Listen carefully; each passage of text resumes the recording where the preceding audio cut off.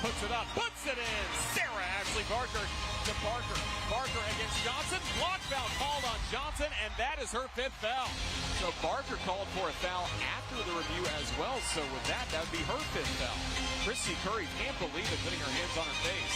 Christy Curry having to be held back by her assistant coaches as well as the player that just fouled out with that intentional foul, Sarah Ashley Barker.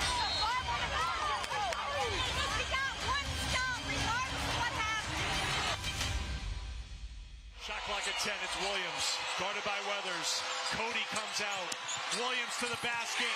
Good defense by Alabama, they get the stop, they've got possession, and Morrow gives the foul with 4.1 to go. Green's played big here tonight. It's the second, it's a 3-point game, timeout LSU. They will advance it to the front court with, here we go, 3-point game in overtime. Morrow's got it. LSU's got to get a shot. Williams launches off the line. And the Alabama Crimson Tide have knocked off LSU. I see trees of green. And this ball game is over. Red roses too. I've seen them blue.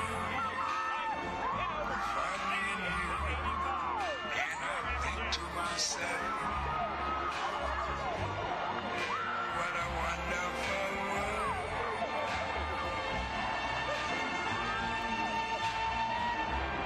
I see skies of blue and clouds of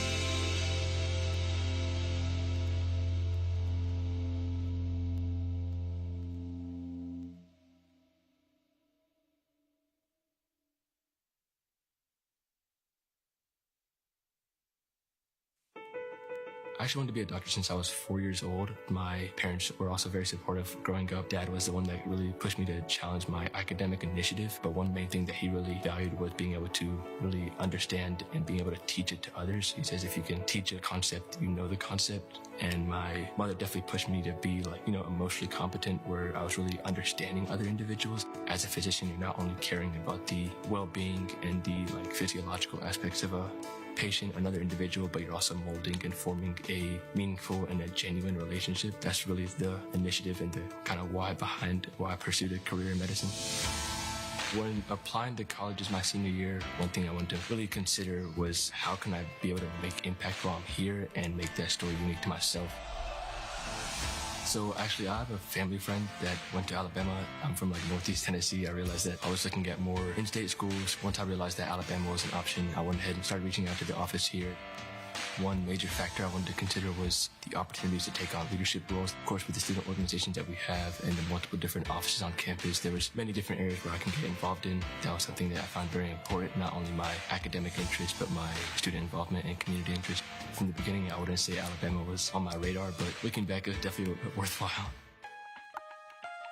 My first lab experience was here on campus, and I joined a project my freshman year studying how traumatic brain injury actually affects the reward signaling pathway in the brain, and we utilized fish as a model organism. After finishing that experience summer of my freshman year, I got the opportunity to take on my own project, studying how muscle physiology actually provides varying levels of behavior and performance abilities within fish. From there, I started looking at opportunities at other institutions. I did an internship at Harvard Medical School, studying how neurons in the brain actually play a role in how fast cancer cells can actually develop within the brain. And it was the experience of a lifetime. Lead an independent project, be able to shout out physicians, network with medical students, faculty, 10 weeks just to really kind of immerse myself in this career that I want to end up pursuing was definitely a great experience. And I got to really expand my network much further than I would have ever thought. And this summer I'm actually interning at the University of Pennsylvania, where I'll be learning how calcium signaling and biochemical pathways play a role in pancreatic cancer development. If there's a research interest that you have, there's more than likely a profession on this campus that is doing that field of research or is connected to someone else that is doing that field of research. The university has the resources, the faculty, and of course the assistants that you'll need to really get involved in the research that you're interested in. My research is not only taking me to conferences on campus, but I had the opportunity to go to national conferences, receive funding to go to those. So I've been able to go to Phoenix, Arizona for the first time, Seattle, places I never would have thought I would have been at.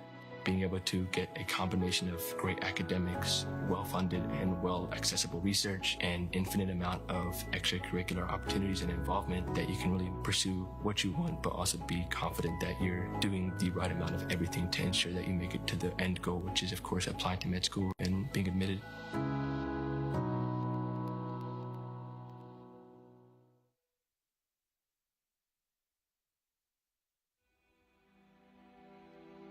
The Iron Bowl, Auburn traveling to Tuscaloosa, Alabama, about an 11.5 point favorite. The total in the low 50s, around 52. This game's Saturday, 3:30 Eastern Time on ABC.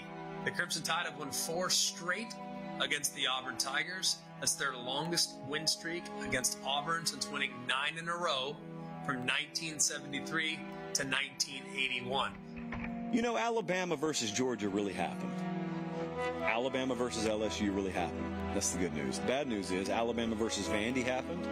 Alabama versus Tennessee happened. Alabama versus Oklahoma happened. So that's in the past. The future is the Iron Bowl. You barely escaped last year with a 4th and a mile. How do you fare this year? This is college football rivalry, I think, at its purest. It's all about this game. Playoff, no playoff, BCS, whatever you want to talk about, this game to those fan bases is everything and anything you care about 365 days a year. This game is really important to the people in the state of Alabama. You know, when you're born in Alabama, you have a birthright. You're either going to be for Alabama or you're going to be for Auburn. You grow up that way with great passion. So this is a big game to a lot of people, and it's a big game to the players.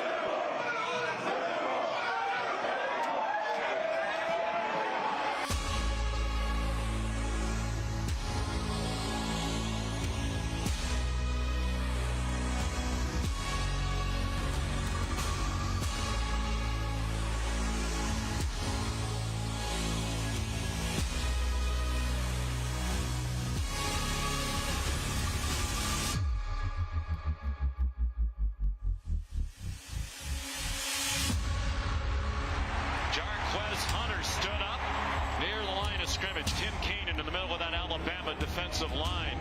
And it's a 3-and-out for Auburn.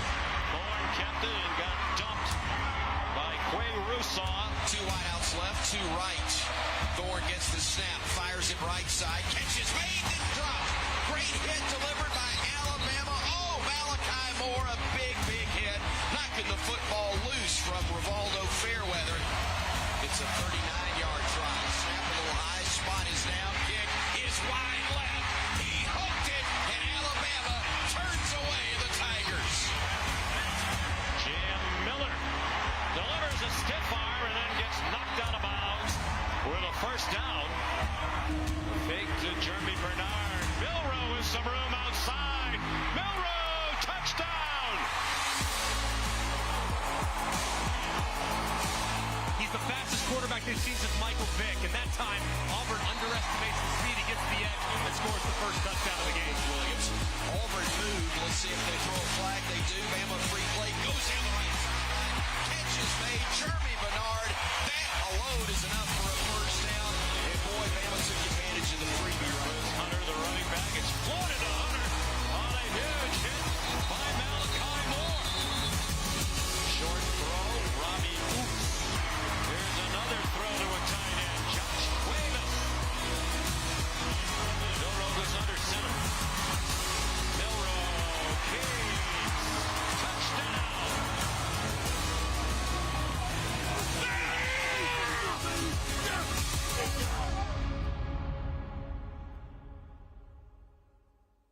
Understand the situation, stay within yourself, okay? Help each other out, communicate, don't take anything for granted, and finish, all right? Yes, sir. So Milroe will operate from the pistol. They'll swing it out to Ryan, trying to set up a screen. Makes one man miss. Gets to the 30. Gets to the 35. Great first down pickup for Alabama. Play action. Milroe fires it left side. Gets it into the hands of Bernard. Missed tackle. Fights forward. Gets a first down. Down to the 25-yard line. The token fake to Ron Williams and a little throwback to Dupree. You got Caden Proctor and Tyler Booker out front doing an excellent job of not getting a block in the back. Justice Haynes to the goal line. Touchdown, Alabama.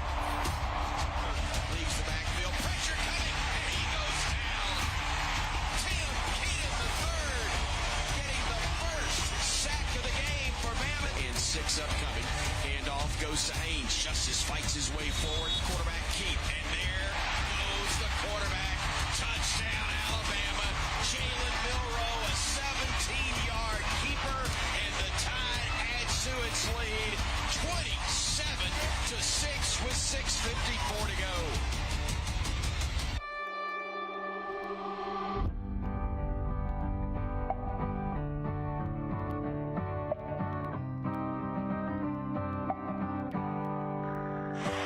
This is a double pass. Hunter fires into a crowd. Intercepted. Picked off by Bray Hubbard. The ball is out. It's an incomplete pass. Monty Jackson knocked it out. Down, and he goes down right at the 30-yard line. Clock under 3 minutes now. Bray Hubbard making the stop. Tigers looking. Thorne stepping up in the pocket. It surrounds him. He bounces free left. Squares his shoulders. Throws downfield. It's picked off. It's picked off. Intercepted Alabama. Intercepted right around the 38-yard line. Alabama pick. Saban. Spend my dollar. Parked in a holler neath the mountain moonlight. Hold her up tight. Make a little loving. A little turn it on and on. It's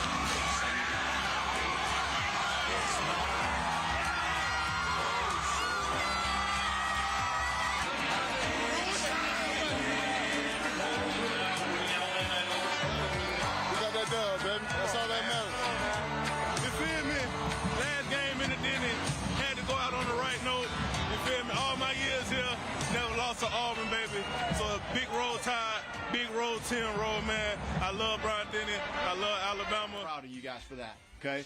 That's what this is all about. The growth, okay, to get to this point, okay, where you're winning the Iron Bowl, okay? And you guys all know how big that is. And some of you guys taught me how big that was, okay? And I appreciate you guys for that, okay? Seniors, Proud of you guys. I'm happy for you. Okay, I love all of you. Okay, in this room. Okay, and man, I'm just glad we got a chance to send you seniors off the way we did here today with the last game here right now. Hey man, I love y'all, boy. I know the season ain't go the way we wanted, but the way we came out and finished, bro, that's a testament to who we are as people, or who we are as members of the Alabama Crimson Tide, man. We cut like no other, bro. We 1-1. I don't know what the future holds, but bro, I love all y'all, bro. I want to go to war with anybody else. I want to have this season go any other way, man, because it's gonna make us better individually, no matter where we're going, no matter what's going on, bro. But I love y'all. Hey, let's get ready for whatever the future holds, bro. Let's go. We ain't done yet. Let's go. B-side final 3, 1, 2, 3. B-side body.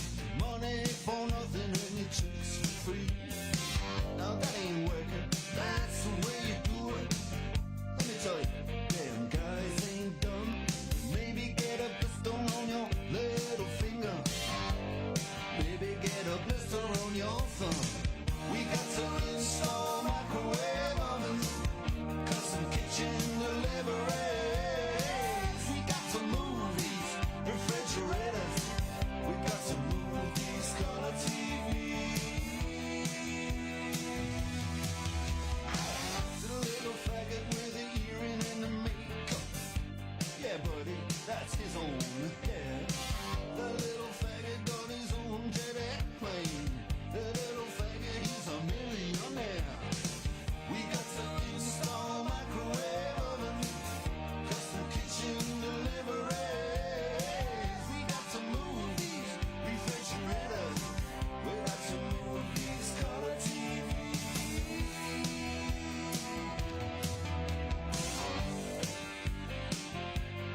Move, move.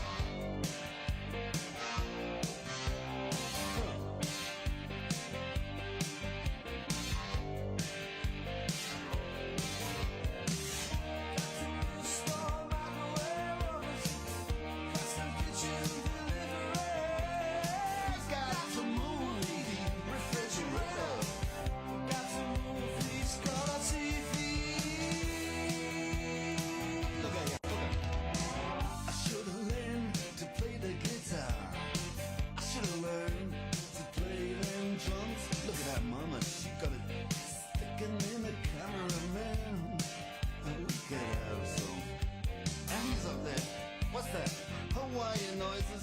He's banging on the bongos like a chicken fence. Oh, that ain't working. That's the way you do it. Get your money for nothing. Get your chicks for free.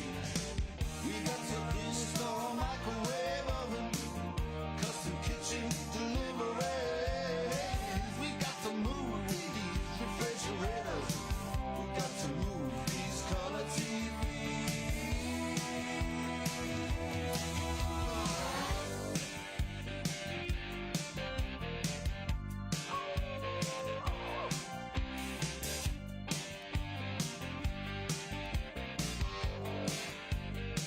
Listen here. Now, that ain't working. That's the way you do it. You play the guitar on the MTV. That ain't working. That's the way you do it. Money for nothing and your chicks for free. Money for nothing. Chicks for free. Money for nothing. Chicks for free. Ooh, that money for nothing. Chicks for free. Money for nothing. Chicks for free.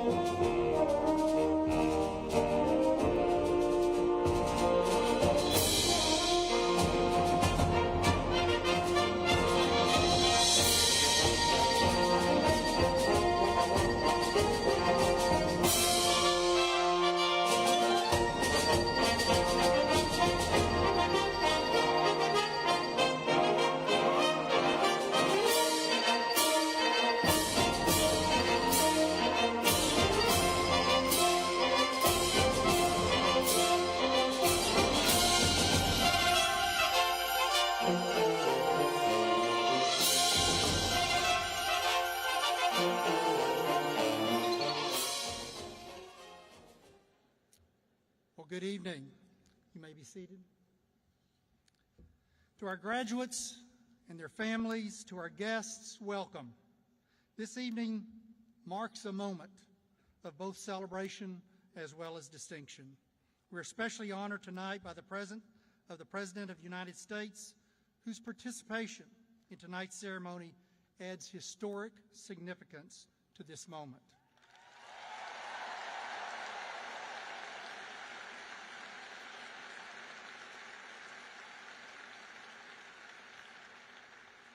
We're also pleased to welcome Alabama Governor Kay Ivey, a steadfast advocate for higher education in our state.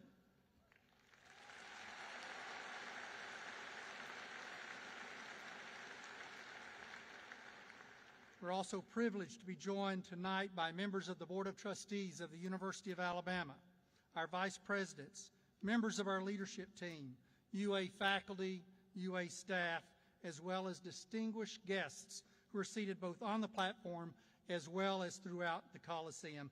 Please join me in showing our appreciation to each of these distinguished guests for what they do for the University of Alabama, for our students, and helping us to fulfill our mission here at the University of Alabama.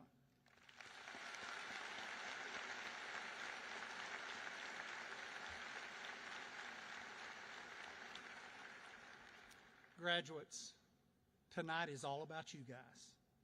Tonight is a unique and a special celebration of all that you have achieved, the dedication it took to reach this moment, and the bright future that lies ahead. And if you reflect on that, there was a lot of hard work in that, right?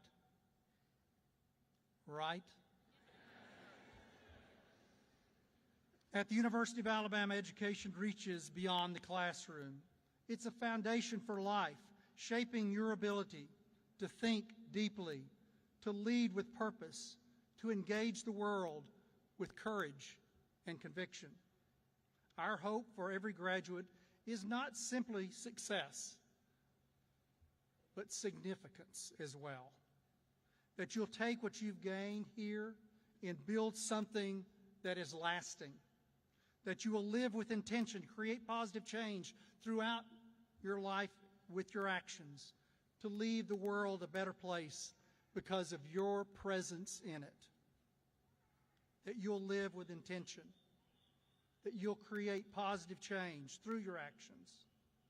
You've already proven your ability to rise above challenges, whether launching a career, pursuing graduate education, or finding ways to just serve your community. You leave here prepared to make a real impact in the world. And in time, through your character, your leadership, and your contributions, you may build something even greater, and that's a legacy. A legacy, a life, so that one could be called legendary. This evening is especially meaningful as we welcome the sitting President of the United States to our campus. His presence and willingness to share a message with you truly makes this an unforgettable occasion. A belief that anchors our mission at UA is that education and public service are linked, that the knowledge that you gain in our classrooms, like ours, will help shape policy, lead nations, change the world. This special ceremony offers a meaningful opportunity for you, for I, to reflect on the important connection between academic inquiry, civic leadership, and public service. Tonight, we come together to celebrate achievement. We ask everyone to help us create that atmosphere of support, respect, and pride for our graduates tonight. At UA, we uphold a proud tradition not shared by many large universities. We call the name of every graduate who walks across our stage. That's because we believe that each of you deserves that honor. Your name, your moment, the recognition of your hard work and your commitment. As part of our celebration, we invite you to watch a short video that honors the experience of graduating from the University of Alabama. And then I look forward to each of you having that moment at the commencement ceremonies tomorrow and Saturday, that opportunity that I'll have to shake each of your hands individually, to congratulate you in person, and to tell you, congratulations, job well done. Thank you.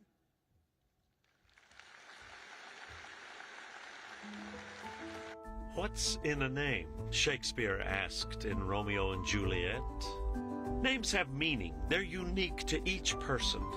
And trust me, I know something about names. A few magical times a year, I have the privilege of saying thousands of names. Micah Linda Garrett, Top Bahadur Rawat Chetri, Elizabeth Page Tag. Since becoming the voice of Commencement in the 1990s, I've called the names of Heisman Trophy winners Bryce Christopher Young, Super Bowl champions Joseph W. Namath, and Alabama icons. But I've also called the names of future doctors, lawyers, teachers, scientists, and everything in between. The one thing they all had in common, the capstone. This incredible place that they called home. The Quad, Bryant-Denny Stadium, Denny Chimes. The people they met here, friends for a lifetime. A family that they could choose. Behind every name read aloud at Commencement is a story. A story that began when they stepped foot on campus for the very first time. A little nervous, but I'm excited. It's like a new beginning. It's kind of scary, but I'm excited. I'm really looking forward to all the social events. I just can't wait to get my feet into college and see a little bit what it's about. Just the friendships, and the relationships I'm making, new friends and stuff. Making new friends and joining new groups, so yeah. They learned, they grew, they cheered, and they changed. But they all made it here, graduation day. And yes, some students are used to being called over the loudspeakers. Pressure on the outside, and down he goes. 3 sacks. That was Will Anderson. And a perfect present for Montana Fouts and Alabama at the Women's College World Series. But for many, this is the one time in their life that an entire arena will hear their name. Soak it in. This is the moment. On this stage, everyone is a legend. Congratulations, and roll Tide.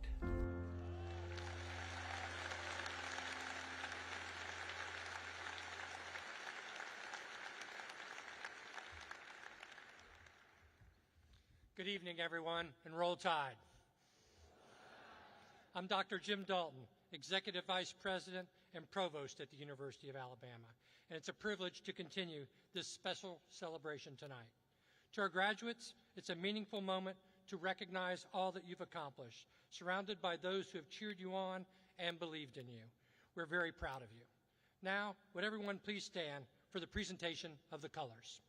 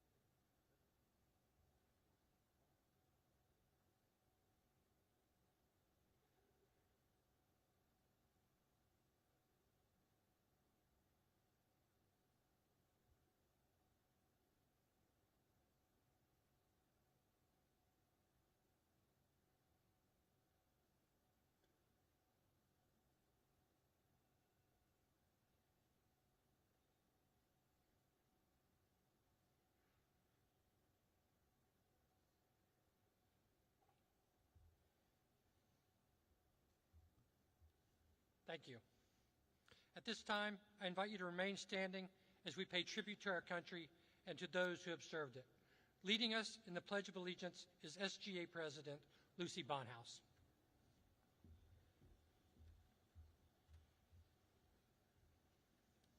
I pledge allegiance to the flag of the United States of America and to the republic for which it stands, one nation, under God, indivisible, with liberty and justice for all.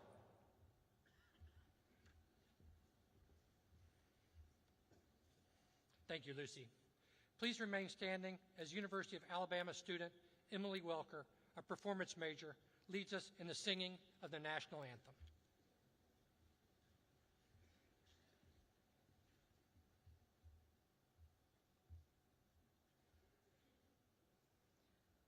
Oh, say, can you see by the dawn's early light what so proudly we hailed at the twilight's last gleaming, whose broad stripes and bright stars through the perilous fight o'er the ramparts we watched were so gallantly streaming, and the rocket's red glare, the bombs bursting in air, gave proof through the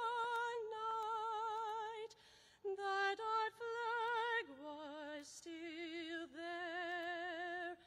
Oh, say does that star-spangled banner yet wave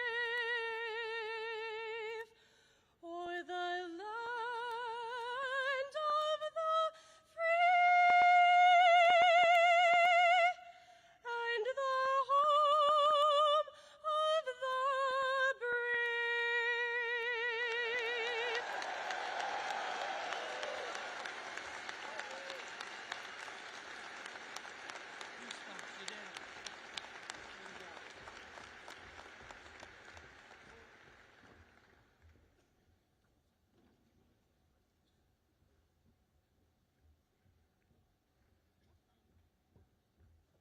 Thank you, Emily. You may be seated. Before we move forward, I'd like to take a moment to recognize a very special group in attendance. We are proud to have members of the armed forces as part of our UA community.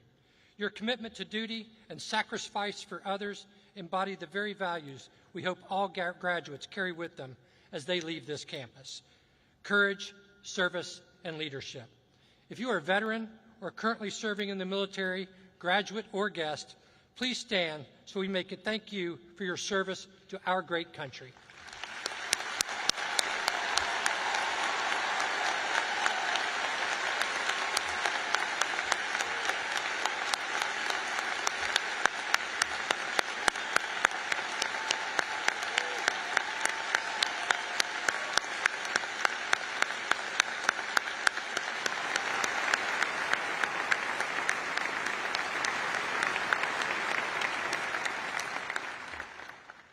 Thank you for your service.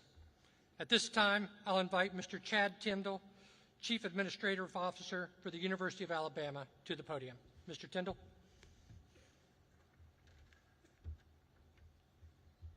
Thank you, Dr. Dalton. Good evening. Roll Tide.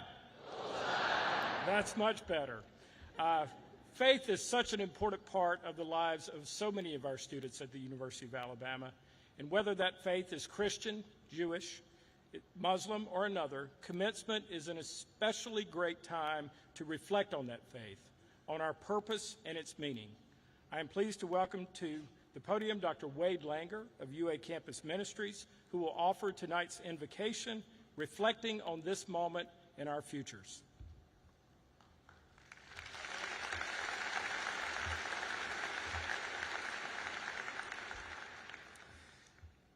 On this day of great celebration, we give thanks. Now, please pause with me for a moment of silent reflection and gratitude. Almighty God, giver of life, source of knowledge, compassion, and goodness, we are grateful for the ways you have blessed these graduates, for the friendships that have held them, for the instructors who have mentored them, and for the lessons that expanded and shaped them the most.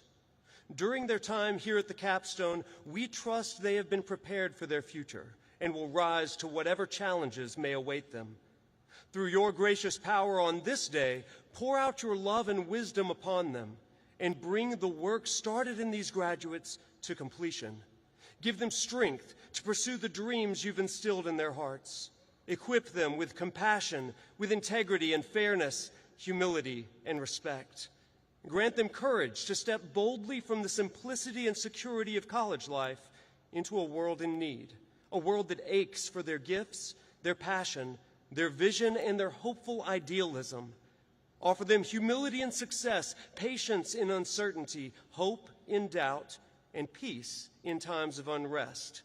And as they go, using all the gifts you've given them, send them forth from this campus to do all the good they can, by all the means they can, in all the ways they can, in all the places they can, at all the times they can, to all the people they can, as long as they ever can, to remind the world that the worst things in life don't have to be the last things, that there is always, always a reason to hope.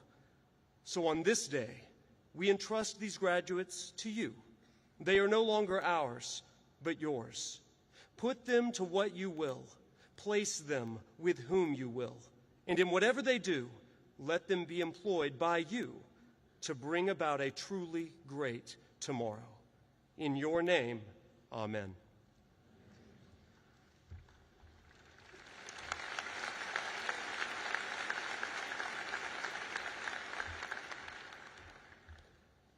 Thank you, Dr. Langer, for those words of hope. One of the greatest honors of working at the University of Alabama is witnessing the talent, determination, and heart of our students. Whether they're joining us from Flomaton or Florida, Washington or the Wiregrass, our students are truly the best.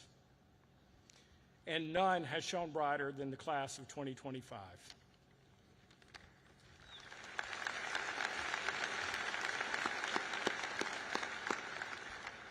You have shown remarkable resilience, leadership, and pride in this university. You'll hear from a student who embodies all that and more tonight. It's my privilege to introduce the class of 2025 Student Government Association President Samad Galani. Samad has been a strong voice for students and a reflection of what's possible when you lead with passion and purpose. Samad?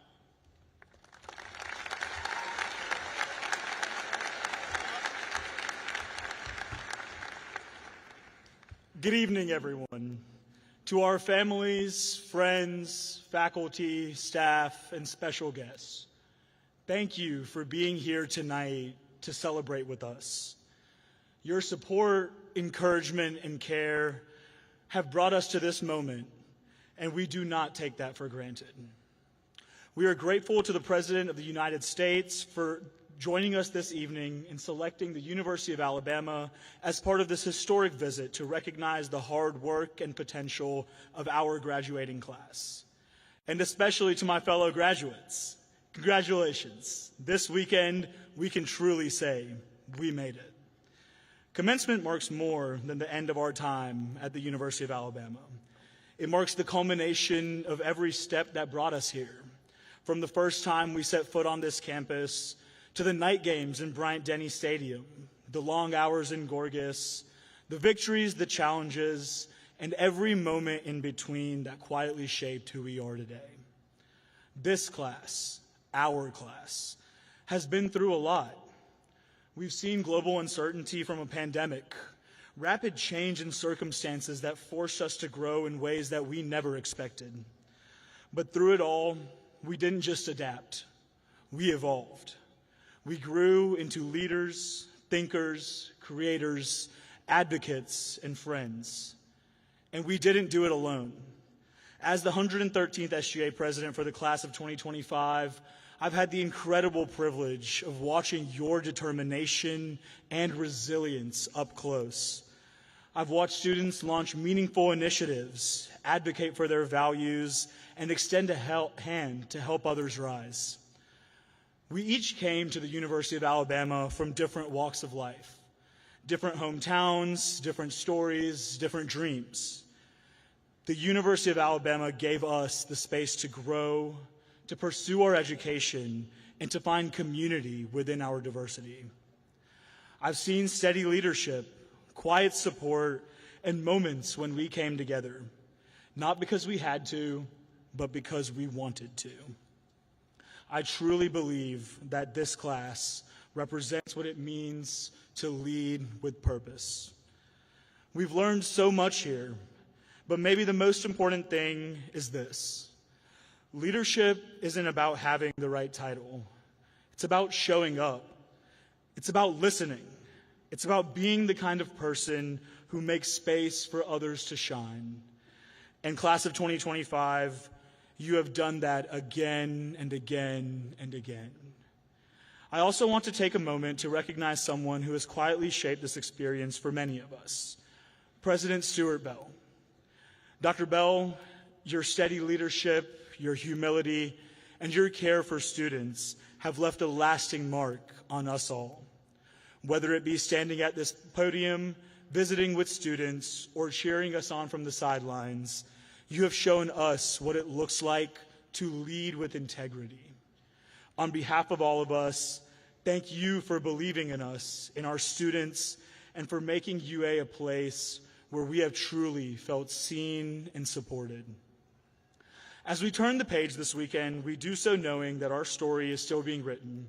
And while it may feel like we're stepping into the unknown, I know we are more prepared than we realize from our time at the University of Alabama. We've learned to adapt. We've learned to lead. We've learned to care deeply and think critically. And now we take that into the world, not just to build our own futures, but to help shape a better future for others. And as proud graduates of this wonderful institution, it is also our duty to give back.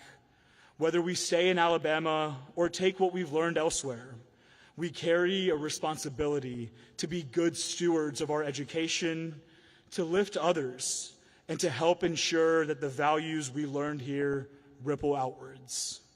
So, class of 2025, I challenge you. Wherever you go next, bring that fire, bring that curiosity, bring the pride that you feel tonight, and let it carry you through whatever comes next. Because this isn't just the end of something great. It's the beginning of something even greater. Congratulations, class of 2025. It's been an honor to walk this journey with you. Now, please turn your attention to the screens as we share a special senior tribute video honoring the class of 2025 and the friendships, memories, and milestones that have defined our time at the capstone. Now, if you don't mind, I'm going to go sit with my classmates for this one, and you know I can't end without one last Roll Tide.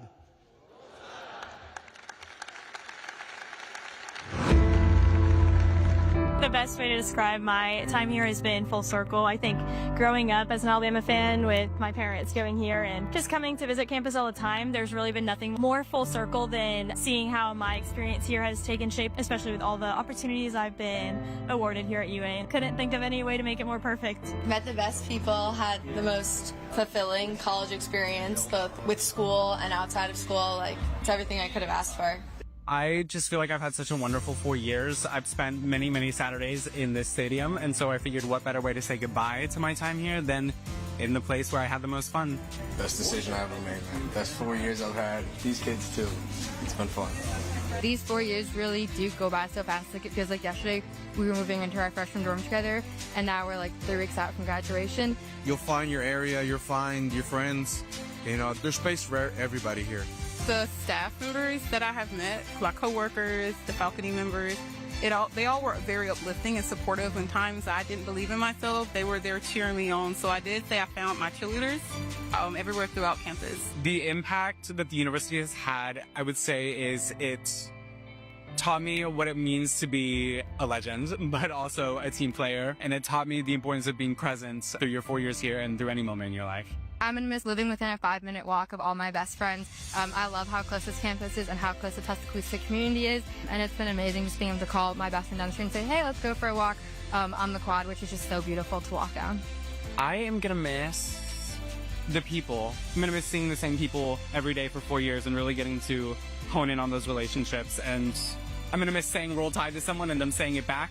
Wherever I go, like in the future, saying I went to the University of Alabama, it's not just a place I attend at school. Like I said, I feel like it's a culture that I'm now a part of. Roll Tide! Roll Tide! Roll Tide! Roll Tide! Roll Tide! Roll Tide, guys.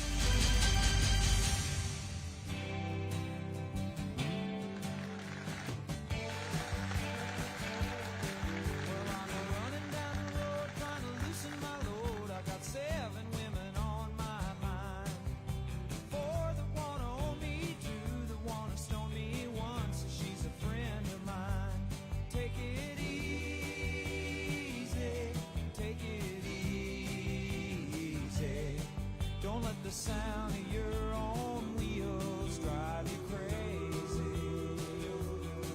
Lighten up while you still can. Don't even try to understand. Just find a place to make your stand and take it easy.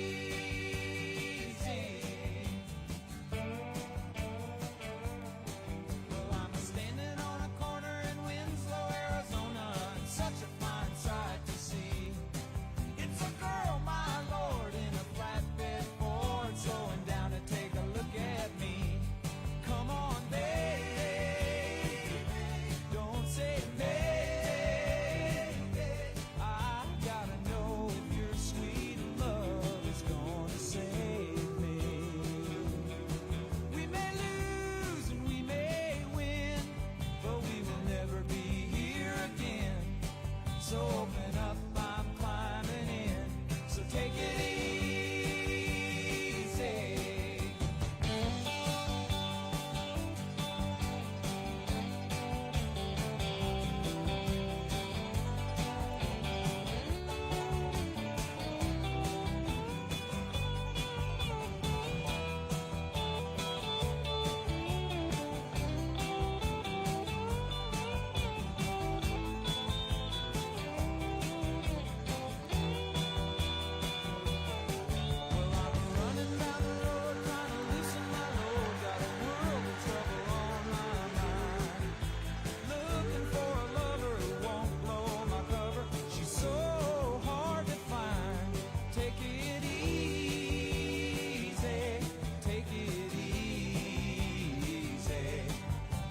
Sound of your own wheels make you crazy.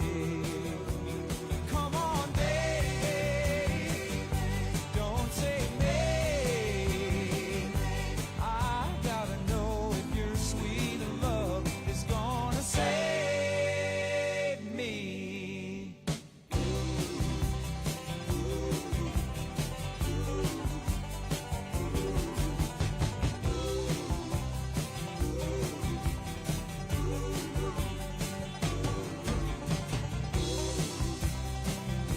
Oh, we got it easy.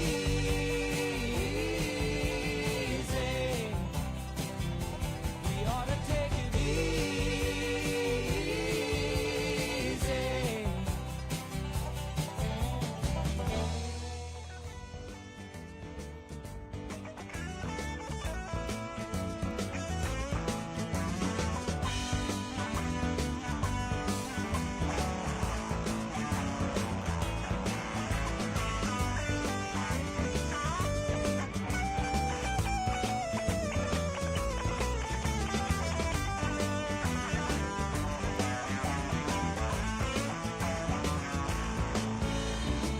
Your everlasting summer, you can see it fading fast. So you grab a piece of something that you think is gonna last. Well, you wouldn't even know a diamond if you held it in your hand. The things you think are precious, I can't understand. Are you reeling in the years? Stowing away the time? Are you gathering up the deeds?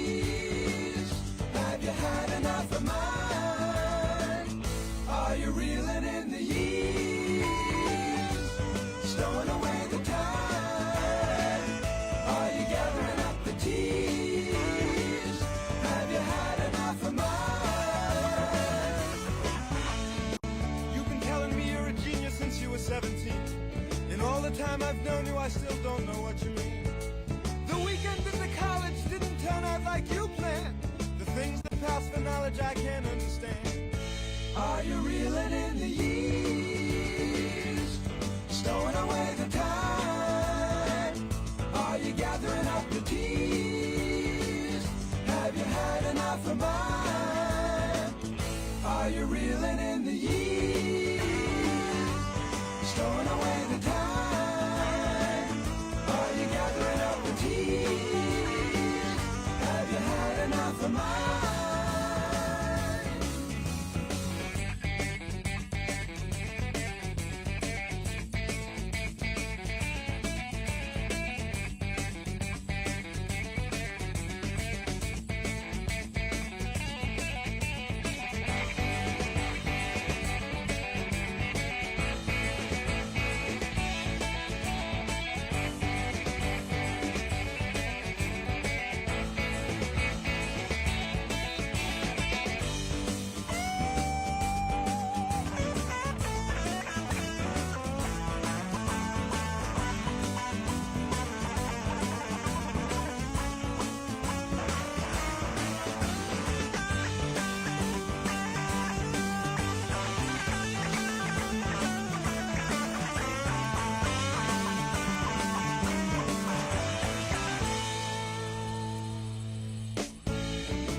I spent a lot of money and I spent a lot of time. The trip we made to Hollywood is etched upon my mind. After all the things we've done and seen, you find another man. The things you think are useless, I can't understand. Are you reeling in the years, stowing away the time? Are you gathering up the tears? Have you had enough of mine? Are you reeling in the years, stowing away the time? Are you gathering up the tears? Have you had enough of mine?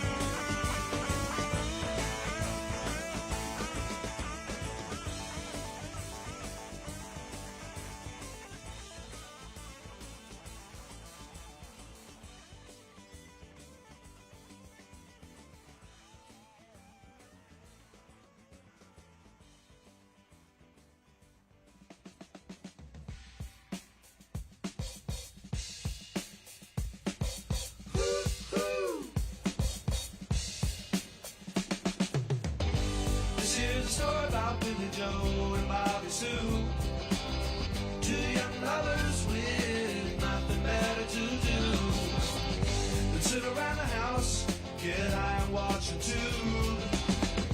And here's what happened when they decided to cut loose. They headed down to old El Paso. I swear they ran into a great big hassle. Billy Joe shot a man while robbing his castle. Bobby Sue took the money and run. Go on, take the money and run.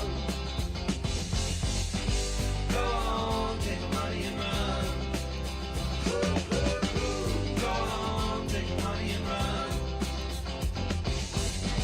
Go on, take the money and run. Billy Mack is a detective down in Texas. You know he knows just exactly what the facts is. He ain't gonna let those two escape justice. He makes his living off of the people's taxes. Bobby Sue, whoa, whoa, she slipped away. Billy Joe caught up to her the very next day. They got the money, hey, you know they got away. They headed down south and they're still running today.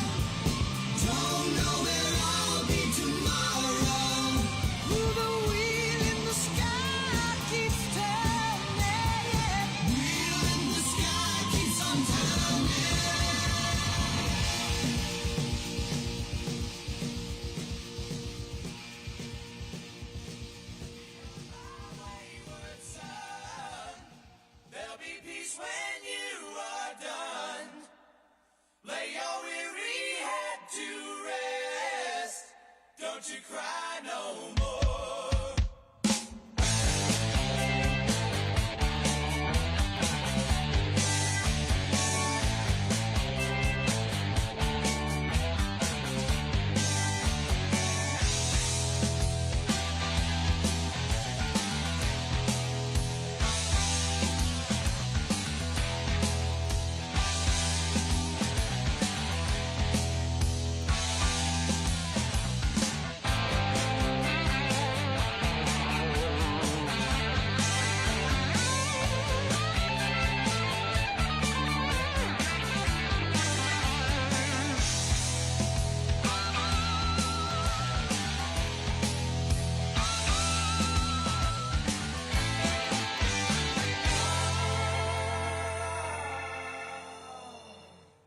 Once I rose above the noise and confusion, just to get a glimpse beyond this illusion. I was soaring ever higher, but I flew too high. Though my eyes could see, I still was a blind man. Though my mind could think, I still was a madman. I hear the voices when I'm dreaming. I can hear them say, carry on our wayward son. There'll be peace when you are done. Lay your weary head to rest. Don't you cry no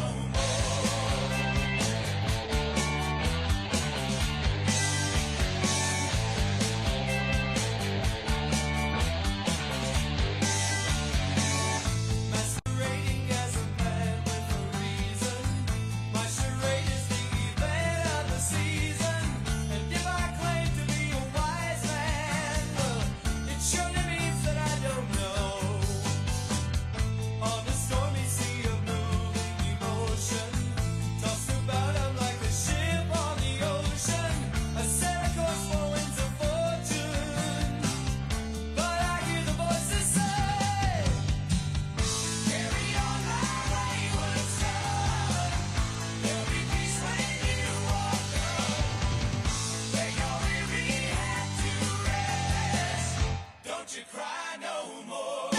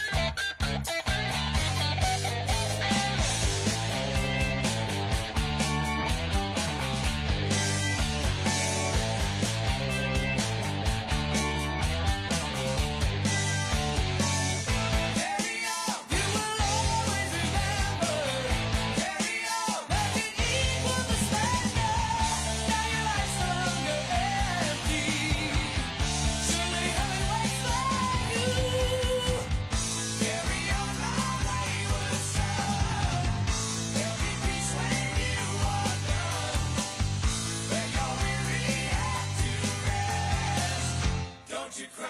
Don't you cry no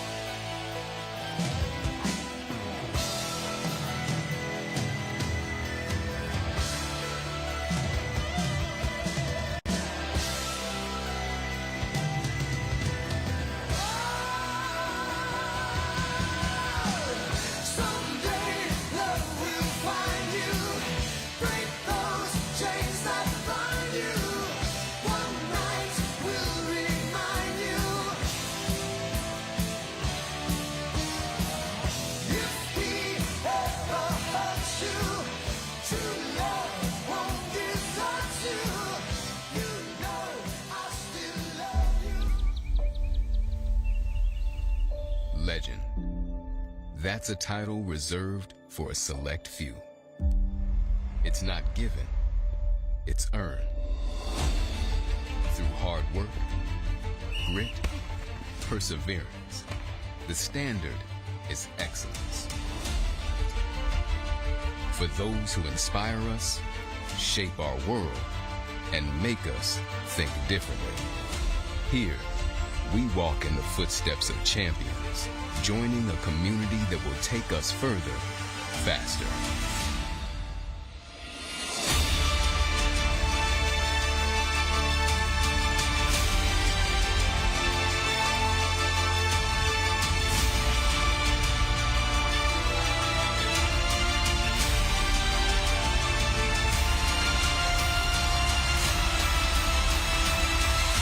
This is where ambition meets opportunity and where legends are made.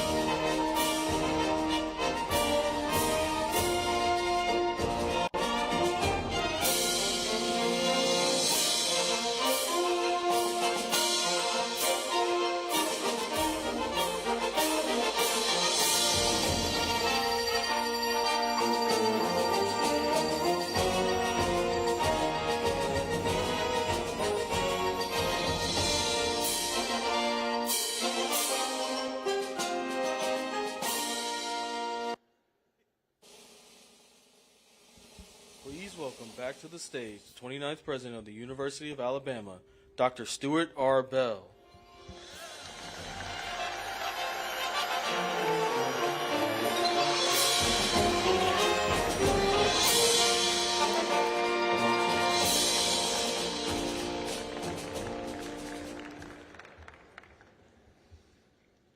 Welcome back.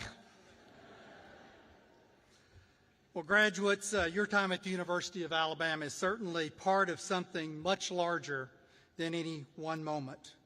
You're part of a legacy that stretches back generations and forward into the future that only you are going to be able to define. And tonight, let's just say it's not over yet. Let's make some more memories. Some very special guests are about to take the stage, an individual who has left a lasting mark on this university and whose presence tonight truly makes this celebration unprecedented. But before they join us, I do want to take a final moment to say something from the heart, and that is thank you. Thank you for choosing Alabama. Thank you for your work, your energy, the late nights. Graduates, were there any late nights? Roll Tide. And the leadership that you have shown on this campus and beyond. You have made an impact. You've built a community. You have raised the standard, and tonight we celebrate with you, class of 2025. It's now my pleasure to introduce someone who needs no introduction to Alabama fans. Coach Nick Saban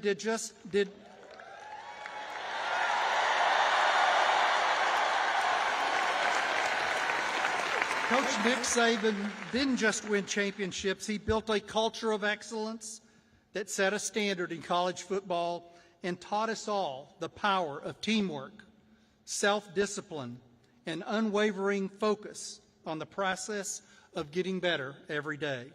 He challenged our student athletes to be champions, not just on the field, but in the classroom and in life. Please show your appreciation for the legendary former coach of the Crimson Tide and one of the greatest coaches in history, Nick Saban.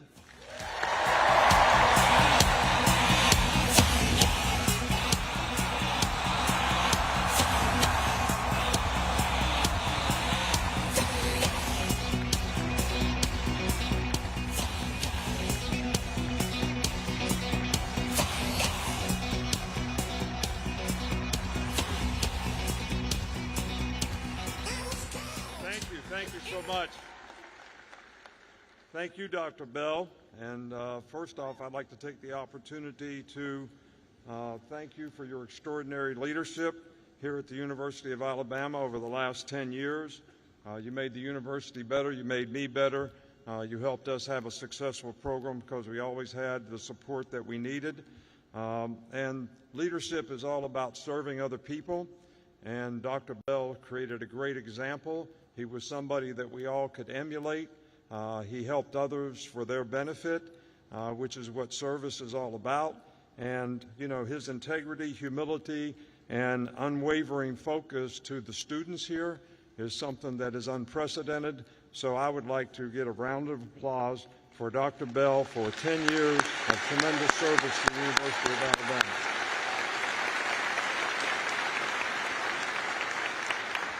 You know, it's certainly an honor for me to be here and participate in this historic event, to be able to introduce President Trump, to address the graduates, you know, here today.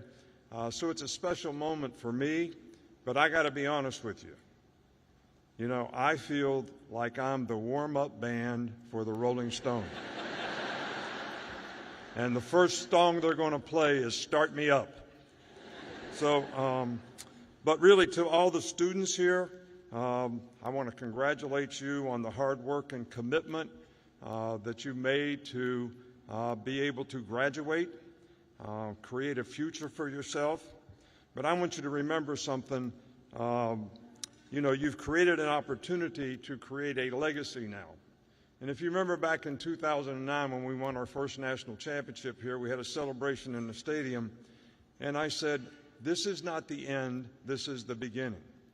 And the reason I made that statement is I wanted our players and the people in the program and our supporters at the university to realize that we wanted to create a legacy of success. Well, that's what you have the opportunity to do now. You know, you're going to face new challenges. This is going to be a new beginning for you. New challenges, new horizons, new opportunities, new obstacles to overcome. And I'm sure the University of Alabama has provided a lot of resources for you to be ready to do that, and our faculty here has helped you prepare for what you need to do to have a successful legacy, you know, in the future. But I always tell people that you need to be very wise about the goals that you set. But more importantly, you got to define, what do I need to do to accomplish those goals? That's called the process. The very things that you need to do on a day-to-day basis to be able to accomplish the goals that you have. You need to define that for yourself. And then you have to have the discipline to execute it every day. And I'm talking about self-discipline, because we make hundreds of decisions every day that come down to two questions. Here's something I know I'm supposed to do that I really don't want to do. Can you make yourself do it? On this hand, there's something you know you're not supposed to do, but you want to do it. Can you keep yourself from it? If you can make those choices and decisions the right way, you'll be able to always make progress toward the goals and aspirations and things that you want to achieve. So making the right choices is very, very important. You know, when you embark on this journey, there's three things that I think always help me. First of all, have compassion for other people. Treat people like you would like to be treated. Treat people nicely on your way up. You might meet them on the way down. So it's nice to be important, but it's also more important to be nice. So that was the first thing, compassion for other people. The second thing is be responsible for your own self-determination. You got to earn it.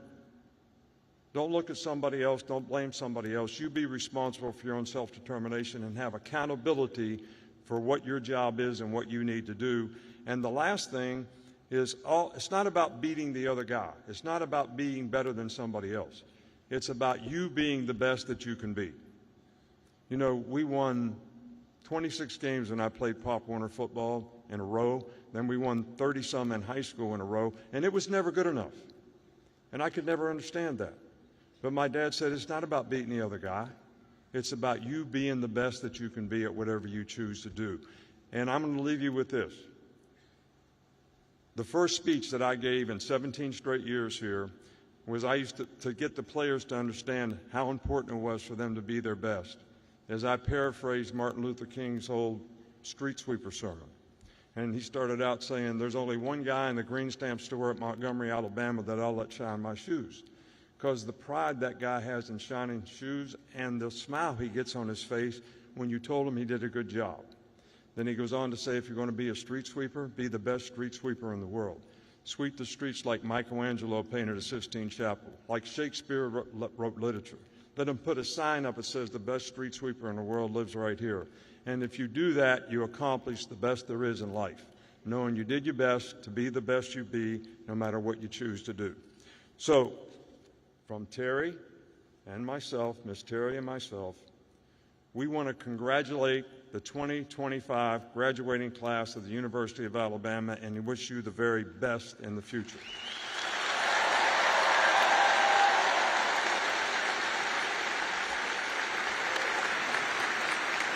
And before I introduce President Trump, I have to tell you a story. You know, you all know that we win a national championship, we get to go to the White House, and it's a great experience for our players and each and every year. When we won in 2017, President Trump was there in 2018, very gracious host, and he's the first president that invited us to come in the Oval Office.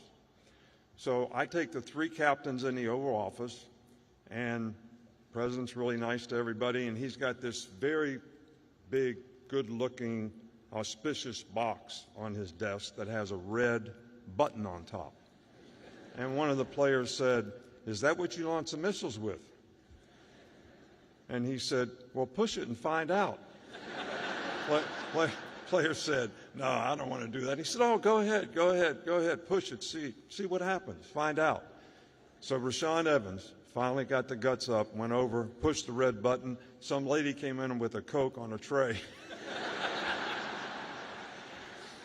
So I really want to express my appreciation to President Trump for choosing the University of Alabama for his commencement address and making time to speak to our graduates.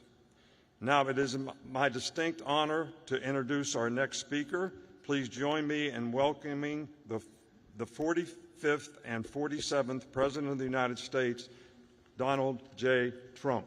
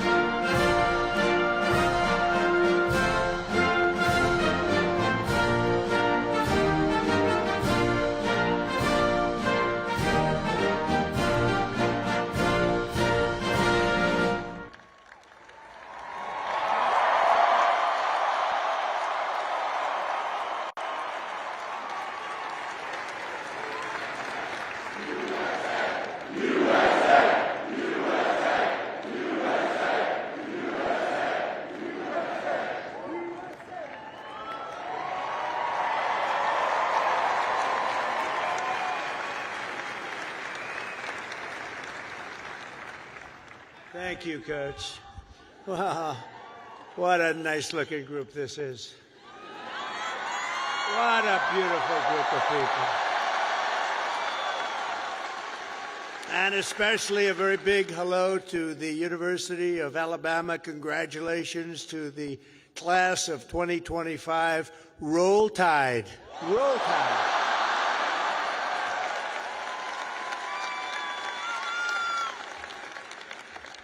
There are things that happen in life that are very important, and you always remember where you were when they happened. As a student at Alabama, you'll always remember where you were when your head coach, Nick Saban, retired. Remember that? Because he's done such a fantastic job. The last time I was here, and that's true with Nick, what a great coach. Let's bring him back. No, you have a good coach right now, though. You have a good coach right now. He was great. But the last time I was here, the Crimson Tide beat the Georgia Bulldogs 41-34.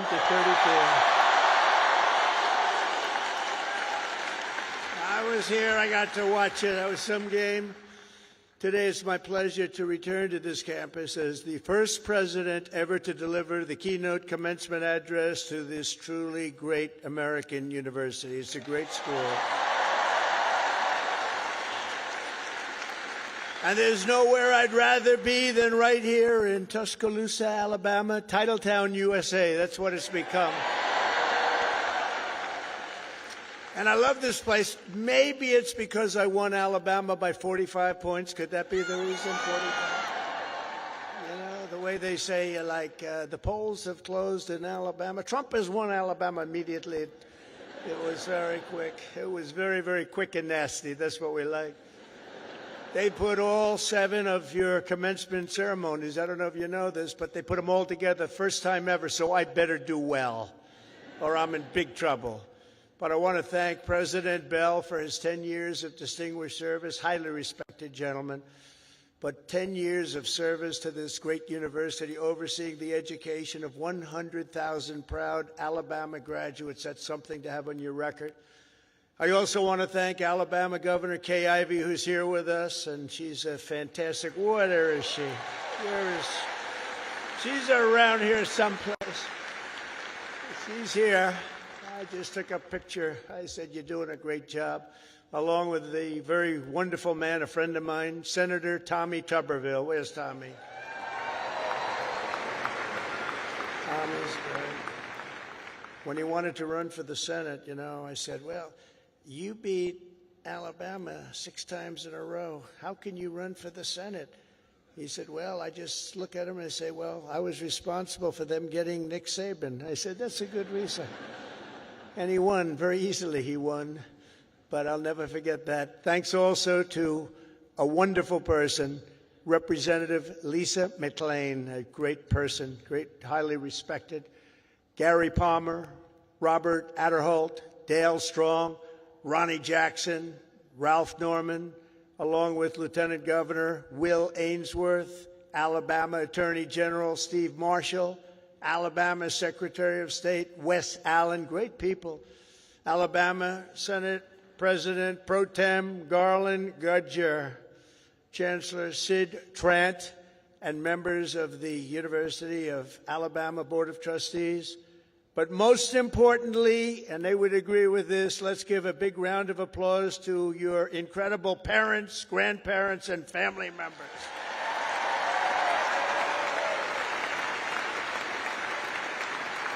Because they made this wonderful day possible. Oh, you're great. Without them, it doesn't happen. Without them, you probably aren't here, and you wouldn't have that big, beautiful smile on your faces. This year, the graduating Alabama class of 2025 has over 6,600 graduates. You're the largest class in school history. Among your ranks are among the 800 first-generation college students and nearly 3,000 students from right here in the great state of Alabama. Amazing. And this class also includes many Rhodes Scholars, Goldwater Scholars, 213 Merit Scholars, and over 1,500 students graduating with red caps. You know what that signifies? 4.0 GPA. That's a lot of students. That's a lot of students.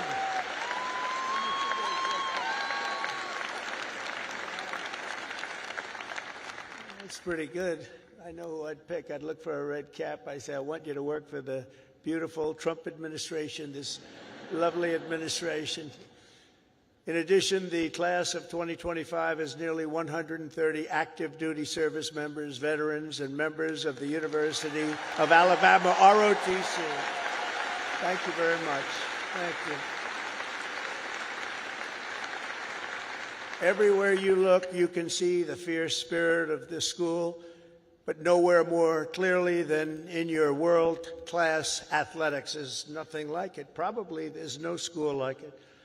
That's why I would like to recognize the 11 graduating seniors on the University of Alabama football team. Where may they be? Where are they? You just have to look, and they're about a foot taller than everybody else. Oh, great. Thank you very much. Congratulations. Great season. Thank you. Thank you. Great season. There is something truly special about the players, coaches, and the fans who pack the stands at Bryant-Denny Stadium and proudly sing Dixieland Delight. We like that. Alabama has changed college football forever and inscribed into the history books the names of Bear Bryant, Joe Namath, 4 Heisman Trophy winners, and, of course, the great Nick Saban.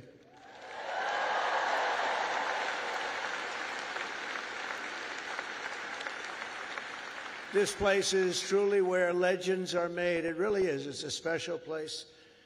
When your president called, we talked about it. It took me about 2 seconds to say, I'll go. I wasn't looking to do it, and we are busy. You know, we're winning a lot of battles right now. We love winning, don't we? Love winning. We're winning a lot of battles. But I wanted to do this. For the University of Alabama, good isn't good enough, tough isn't tough enough, and great isn't great enough. The Crimson Tide does not rest, does not quit, and does not stop winning until it's all time. You know, it's all time. You're always winning, and you're going to keep winning. That's why the University of Alabama football team has won more games in the last decade than any college football team in America. That's not bad.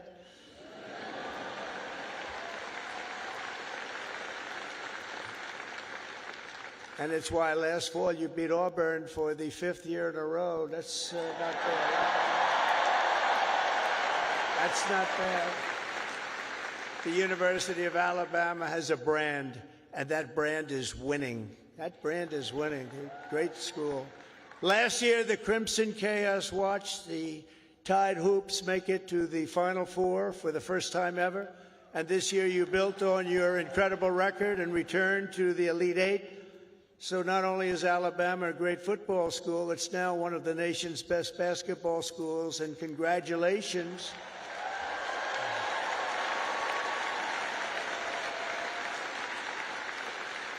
And I love sports, and I think I should have come here. I think I should have come here. Congratulations as well to the women's track and field team for winning 2 SEC titles this year. That's something. As long as I'm president, we will always protect women's sports. Men will not play in women's sports.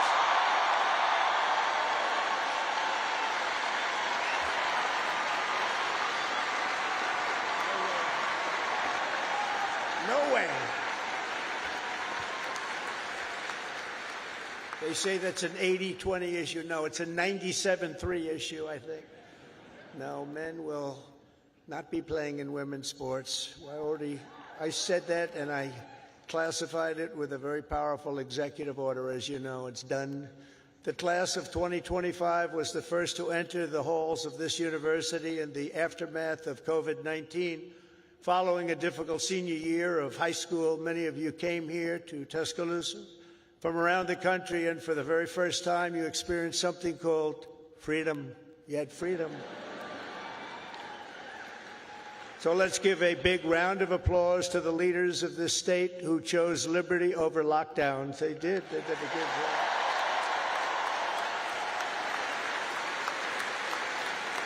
Did a good job. As you know, there are few campuses in the world more beautiful than this one, and there are few memories sweeter than the ones you have formed really at this capstone and at the capstone. You'll miss the beautiful sounds of Denny chimes, the excitement of lining the Walk of Champions, the Saturday tailgates at the Quad. As you graduate, it's natural to reflect on 4 years of happy memories, and you've really had happy memories here. You've done a lot of winning. Winning is a good thing to do. But today I'm also asking you to look forward to really something very, very bright and more promising, and it's going to be an even more promising tomorrow, I promise you that. You're the first graduating class of the golden age of America. We're in the golden age. You watch. This is the golden age.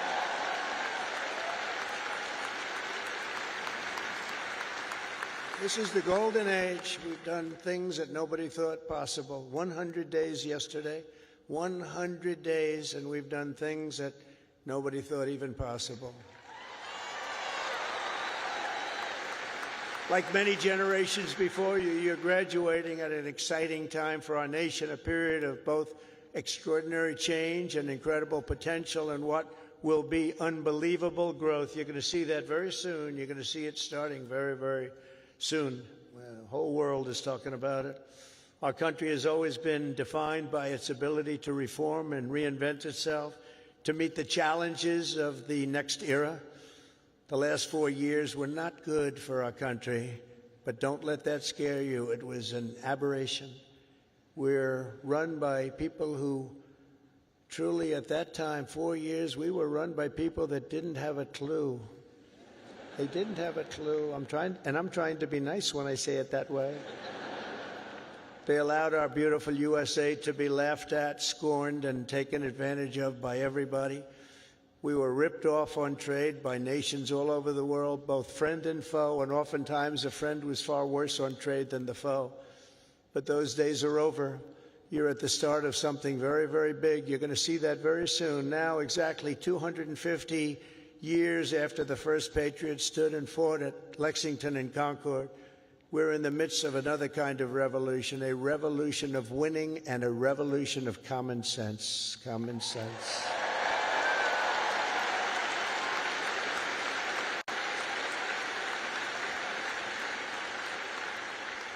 Everywhere you look, broken systems, corrupt institutions, and tired dogmas are being swept away by the tide of history. Ancient wisdom is being rediscovered, and the best and strongest traits of America are coming back for all to see, bigger, better, and greater than ever. Coming back, and they're coming back fast. The spirit of our age is one of boldness, vigor, ambition, and adventure, and it's exciting to be you and young. Oh, I'd pay you a lot of money to have your age. You have a great future. The people have rejected the voices of a failed establishment. You saw that in the election. We've turned the page on endless wars, crippling debt, open borders, ruinous inflation, and the lack of respect for our country and for its leaders.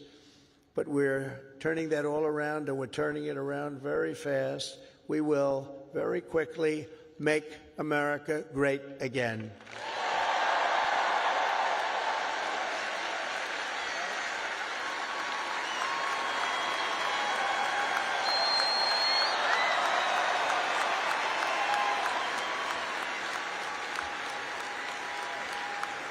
This week, we're celebrating the most successful first 100 days of any presidential administration in the history of our country, and we've been given a lot of credit for that, but 100 days does not a full term make. But we're going to do even better as we move along. In a matter of weeks, we've achieved the lowest number of illegal border crossings ever recorded.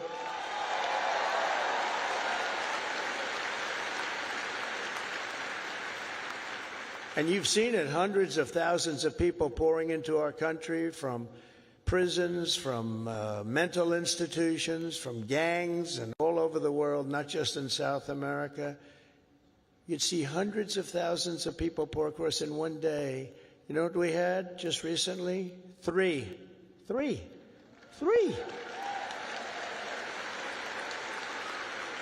And we slashed the number of illegal aliens released into the United States by 99.999%.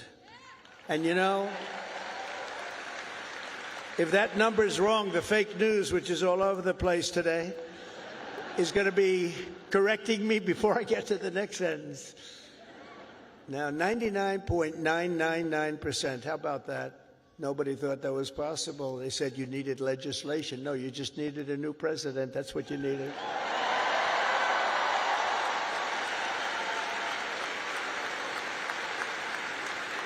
But despite the tremendous success, as you've been reading, the courts are trying to stop me from doing the job that I was elected to do.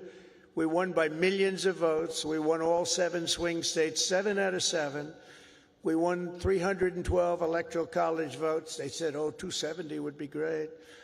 We won 312 and 2,750 counties versus 525 counties throughout the nation. That's why when you look at a map, it's all red.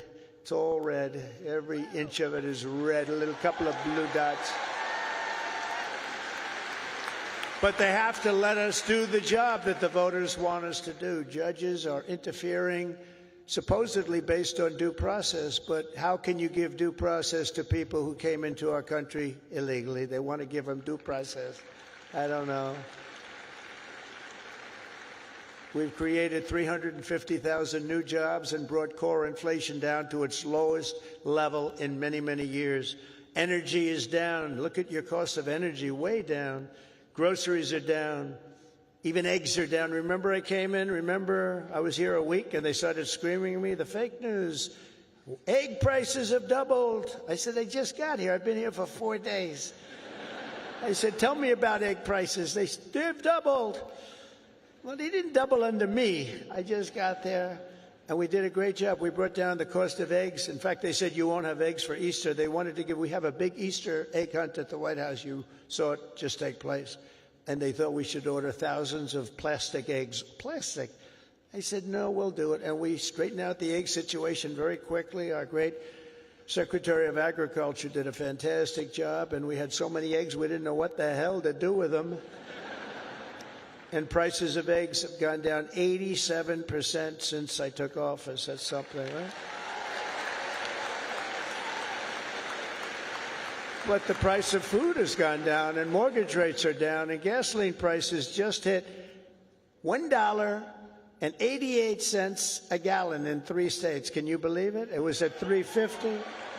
It was at $4. We're drilling. Oh, we're drilling. You know, drill, baby, drill, right? We drill, baby, drill. We do that. We got it down. We have it going good. And, you know, when energy drops that much, you don't have much inflation. It's hard to have inflation.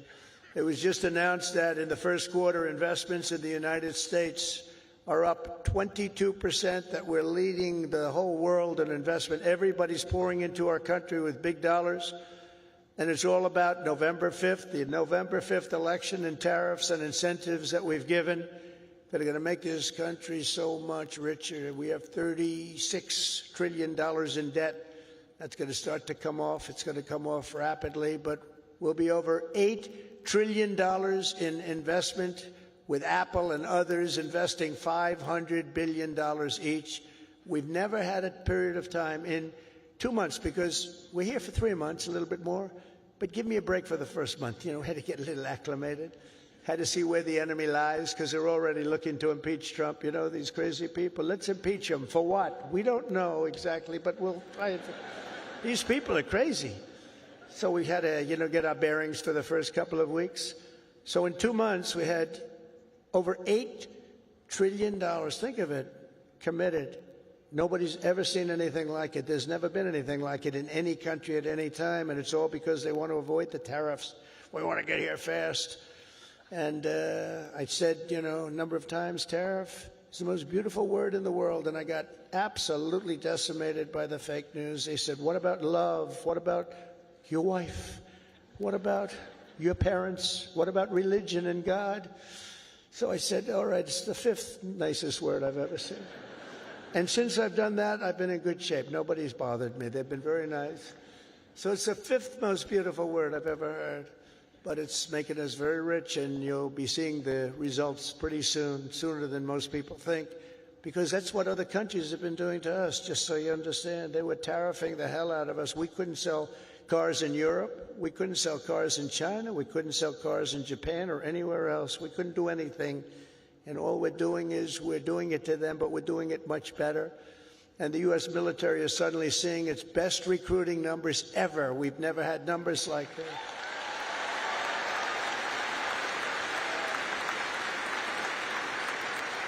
We now have waiting lists because there is such incredible spirit in our country. There's a great spirit. And just think, 6 months ago, and you remember, and it was embarrassing, before the election, 6 months ago, we were hearing and reading that numbers of those joining our military were at the worst levels ever. We've never had anything like it, right? You remember that? And now they're at the best levels ever. We have waiting lists to get into the military.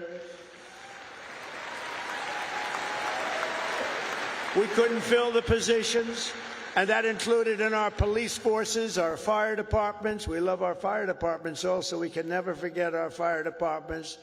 But our police forces were begging for help. And now they're brimming over with people and applicants, and they're getting great ones. It's amazing what's taken place, and that's really the spirit. Each of the graduates in this arena will soon have the chance to help lead this project of national renewal. And that's what it is. It's a national renewal. We suffered so badly for 4 years. We had one of the greatest economies. We actually had the greatest economy in the history of our country during the first term of Trump. And then we got hit hard with inflation. During the Biden economy, it was horrible. We were hit so hard. The worst probably ever. They say 48 years. We'll accept that. But I would say ever. You'll embrace this moment, and you'll step forward with strength and grit, faith and patriotism to put America on a new trajectory for your children. And then you'll take your place among the greatest generations in the history of our country. I think you have a chance to be the greatest generation in the history of our country, because we're turning it around, and you happen to be available. You're available.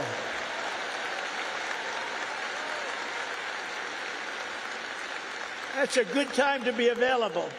There are some times when it's not so good to be available, but this is a great time. I'm absolutely confident that the Alabama class of 2025 is up to the task. Are you up to the task?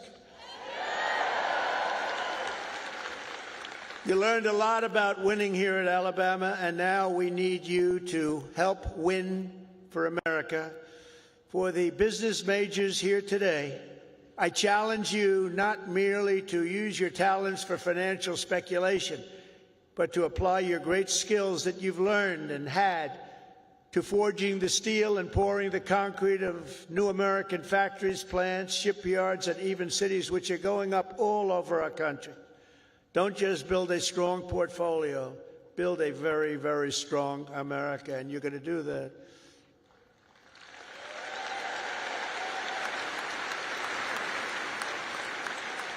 To the engineers, brilliant you are, technicians, scientists, and math majors, we need your Alabama spirit and competition to keep our country at the forefront of every single domain.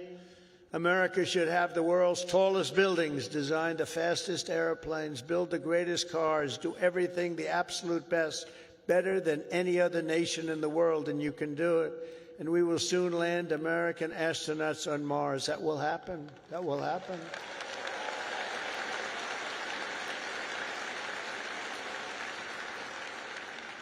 In every field you have studied, there are problems to be solved and breakthroughs to be made.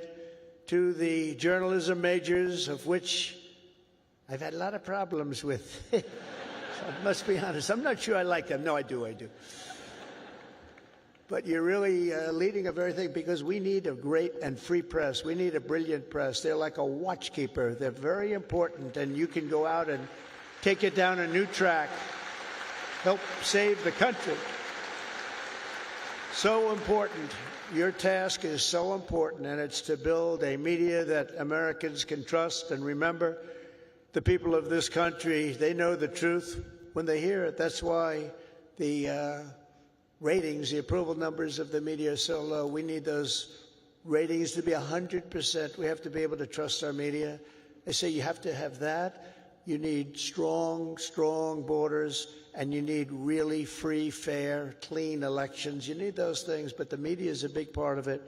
In the world of health and medicine, there is an exciting new movement to get poisons out of our food supply, keep toxins out of our government.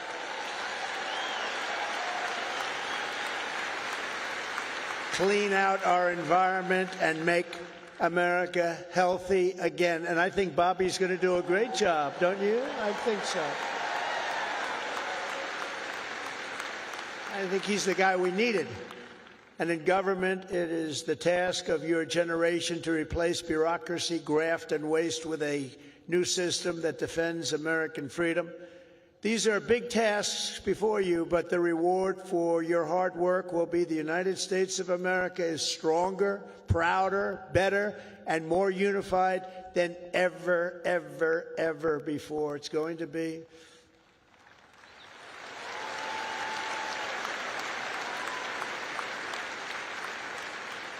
As you embark on this great adventure, let me share some of the biggest lessons I've learned from a lifetime spent building dreams and beating the odds. I beat a lot of odds. A lot of odds. A lot of people said, I don't know. But it worked out okay. Where are we? Oh, gee, I'm president. How did that happen? Now, you're going to be in the same position. But some of the would you like to hear some of the ideas, or should I just skip over that part, huh? That's going to be more interesting than all the other stuff, which was slightly political, right? I'm going to give it to you, though, just as I see it and as I've learned it, the hard way and the easy way. First, if you're here today and think that you're too young to do something great, let me tell you that you are wrong. You're not too young. You can have great success at a very young age. You're all very young. In America, with drive and ambition, young people can do anything. I was 28 when I took my first big gamble to develop a hotel in Midtown Manhattan, the Grand Hyatt, and it worked out incredibly well. But I was very young at the time. I was like a very young person in sort of an old person business. Steve Jobs was 21 when he founded Apple. Walt Disney was 21 when he founded Disney. James Madison, James Monroe, Alexander Hamilton, Thomas Jefferson. They were no older than 25 when they began the journeys that etched their names into the history books for all time. So to everyone here today, don't waste your youth. Go out and fight right from the beginning, from the day you leave this incredible university. Go out and fight tough, fight fair, but go out and fight. You're going to be very successful, because now is the time to work harder than you have ever worked before. Push yourself further than you have ever pushed yourself before. Find your limits and then smash through everything. Go and smash through. You've watched that football team smash through. You're going to do the same thing. You're at the age when you have the time and vitality to do really incredible things. If you just give it your all. You'll look back, and a decade from now, you'll be astounded by what you've achieved. You'll remember this day. You'll remember when the guy named Trump was giving the commencement address, and he said I could do it, and guess what? I did. I think you're going to remember that very fondly. I hope so.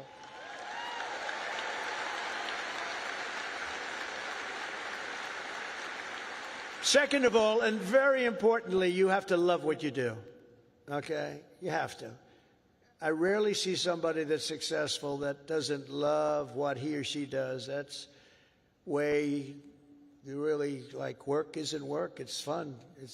I find it fun. I work all the time, and I find it fun. If I didn't find it fun, I wouldn't be successful, whether it was real estate or in showbiz. I had a lot of different careers, but I loved real estate so much, and I was very successful at real estate because I loved it. I learned a lot from my father because I watched him work. He worked he was a workaholic. He worked. He loved to work. He's a good man. He was a tough guy, tough as hell, actually. Now that I think back, I don't know if you could even get away with that nowadays. He was tough, but he was a good man, I'll tell you. And he worked 7 days a week. He worked Saturdays, Sundays. It didn't matter. And I learned by watching him, he loved his life. He loved what he was doing. He had a great long-term marriage, a long, many years. He beat me on that one. No, mine are very successful, but they haven't lasted quite as long. It was close to 70 years. That was a long time. I said, Pop, you beat me on that one. But you know what I learned from him? That he loved life, and all he did was work. I see people that don't work hard, and they're miserable. So go out and find. But he loved what he was doing, and you have to find something that you love, and you have to follow your own instincts. Listen to your parents. They're very wise, but you have to follow your instincts and your heart, your soul, and you want to be the very, very best you can be. Treat every day like a home game against Auburn. Fight like hell and enjoy doing it. And your coach can tell you all about that. Third thing is to think big. You know, you're going to do something, you might as well think big, because it's just as tough. You can think small. I know a lot of people, they thought small. They're very smart. I know others that weren't nearly as smart, but they had a better picture of the big picture, because it's just as hard to solve a small problem as a big problem, and it's just as much energy and everything else, except the result is going to be a smaller one. So love what you do, but think big if it's possible. Now, if it's not possible, that's okay too. You do something, you have to do something that you love. You will have all the same headaches and challenges, all the same delays and setbacks, so you might as well do something that's just amazing. America doesn't aim small, Alabama doesn't aim small, and neither do you. So think big when possible, think big. Fourth is work hard. Work hard. Never, ever stop. An example is a great athlete, actually, Gary Player, golfer, great golfer. He wasn't as big as other men. He was actually on the small side. Don't tell him that. Friend of mine, don't tell him that, because he doesn't understand that. But he worked very, very hard. He made up for it. He never stopped. He won 168 golf tournaments. Think of that, 100. I said, Gary, you're winning like every weekend. Do you ever choke or anything? I don't know what choke means. And he made a statement years ago that I read, and I thought it was sort of an incredible statement. He said, it's funny, the harder I work, the luckier I get, right? Think of that. The harder I work, the luckier I get. So you really have to work hard, and you're going to be successful because you have the talent. To get into this school is not easy. To get through it is even more difficult. You have a lot of talent. Fifth is don't lose your momentum. You just want to keep it going, and you have to know if you are losing it, you have to know when you're losing it, so maybe you stop, and maybe it's time to stop. Listen to the feedback, think through your plan very carefully, and keep moving fast. The word momentum is very important. I mean, I'll just tell you a little story about a great real estate developer named William Levitt. He built Levittown. Some of you might live in a Levittown. He was the biggest developer in the whole country in the 1940s and so. And he built these jobs. He started with one house, then 2 houses, then 20 houses, then thousands and thousands of houses. And a company, Gulf and Western, came along and they said, we're going to make you an offer to buy your company. And they offered him a lot of money, more money than he ever thought he could make. And he retired, lost his momentum. He retired, and he led a beautiful life. He had a wife, I must tell you, it was his second wife. It was a trophy wife, what can I say? I don't like telling you everything, but we're all friends, right? Can we talk? We're all friends. He had a trophy wife. And he lived a different life. He moved to the south of France, but he it was a life of tremendous luxury. He had so many millions of dollars. He was given a fortune for the company. And 10 years went by, and then 15 years went by, and he got a call from this big conglomerate, Gulf and Western, and they said, we're not doing well with the purchase, because he used to pick up every nail, every piece of sawdust, every piece of wood, every chip, everything, and he'd sell it. He'd make a couple of bucks. Everything was perfect. They can't do that. You know, these big companies, they don't do that. You see it a lot when an entrepreneur sells to a big company and then he ends up buying the company back for peanuts later on. Happens a lot. But he was the best at what he did. But 15 years went by and he was so excited, and they sold him back his company. And he started, and he was going to tear apart the world because he got bored with a life of luxury. And he started building and building and building, and the markets turned on him, and he went bad. He lost everything, and he went bankrupt, absolutely bankrupt. And it was a sad story to read. It was such an amazing story because he was so rich, but he paid them, and he bought it for the right price, bought it low, but he went wild. But he lost his momentum. He wasn't good at it anymore. And he was at a party on Fifth Avenue, I'll never forget, and it was a party of a very, very powerful man who was having the party in a magnificent apartment overlooking the park. And I walked in, and there were 50 or so people. I recognized most of them, all the biggest business people in the world, actually. Very glamorous. I was doing well. I was young, and I was doing well. And I was invited to parties like that. And I looked in the corner, and there was Mr. William Levitt sitting all by himself on a chair, looking very glum. Nobody was talking to him, because you'll find that when you're not successful, you lose a lot of friends. It's not a good situation. But there was nobody talking to him, but I wanted to talk to him because I was in the real estate business, and he was, and most of these people were in different businesses. And I went over and talked to him, and I said, "How are you, Mr. Levitt?" He goes, "Donald?" He knew who I was. "Not well. I'm not well." I said, "So can you come back?" He said, "No, son, I lost my momentum. I shouldn't have done it. I lost my momentum." And I never forgot that expression. He lost his momentum. If he would have kept going, instead of selling and relaxing and going into a different life, he probably would have been 3 times bigger than he was, but he lost his momentum. And you have to know when it's your time. I mean, there'll be a time when you do lose. You see it with fighters. You see it with a lot of people. They have a great record, and they retire, and then 4 years later they say, "I'm going back. I can beat that guy," and they get knocked to hell. And it's not good. It's not good. So he lost his momentum. You have to know when your momentum time is up. I call it momentum time. But follow your momentum. It's a very important word. You don't hear it from too many, but I've seen it. I've seen it a lot. Number 6, if you want to change the world, you have to have the courage to be an outsider. In other words, you have to take certain risks and do things a little bit differently. Otherwise, if that weren't the case, everybody would be successful. It doesn't work that way. Progress never comes from those satisfied with the failures of a broken system.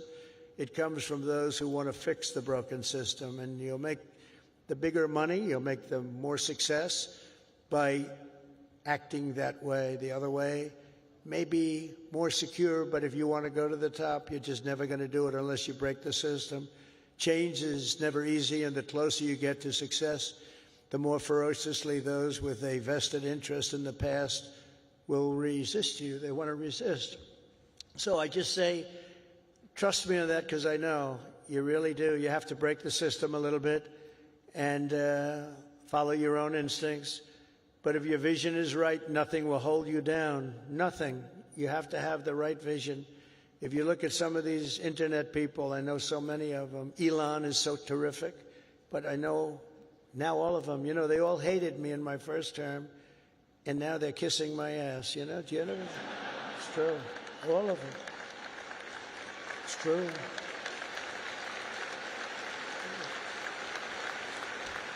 It's amazing. It's nicer this way.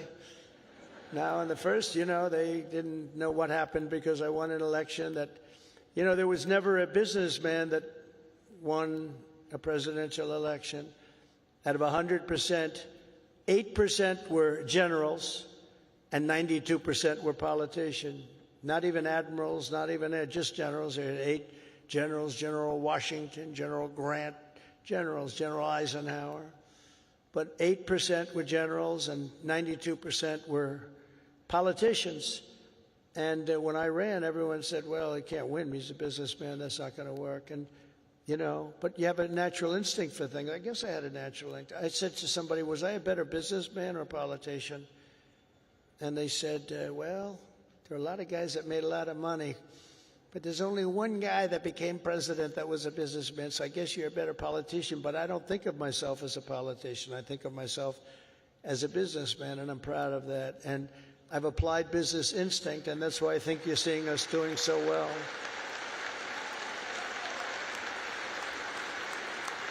So number 7 is to trust your instincts, common sense. You can go very far in life with common sense. And I applied that to politics because some of these things, like they had open borders.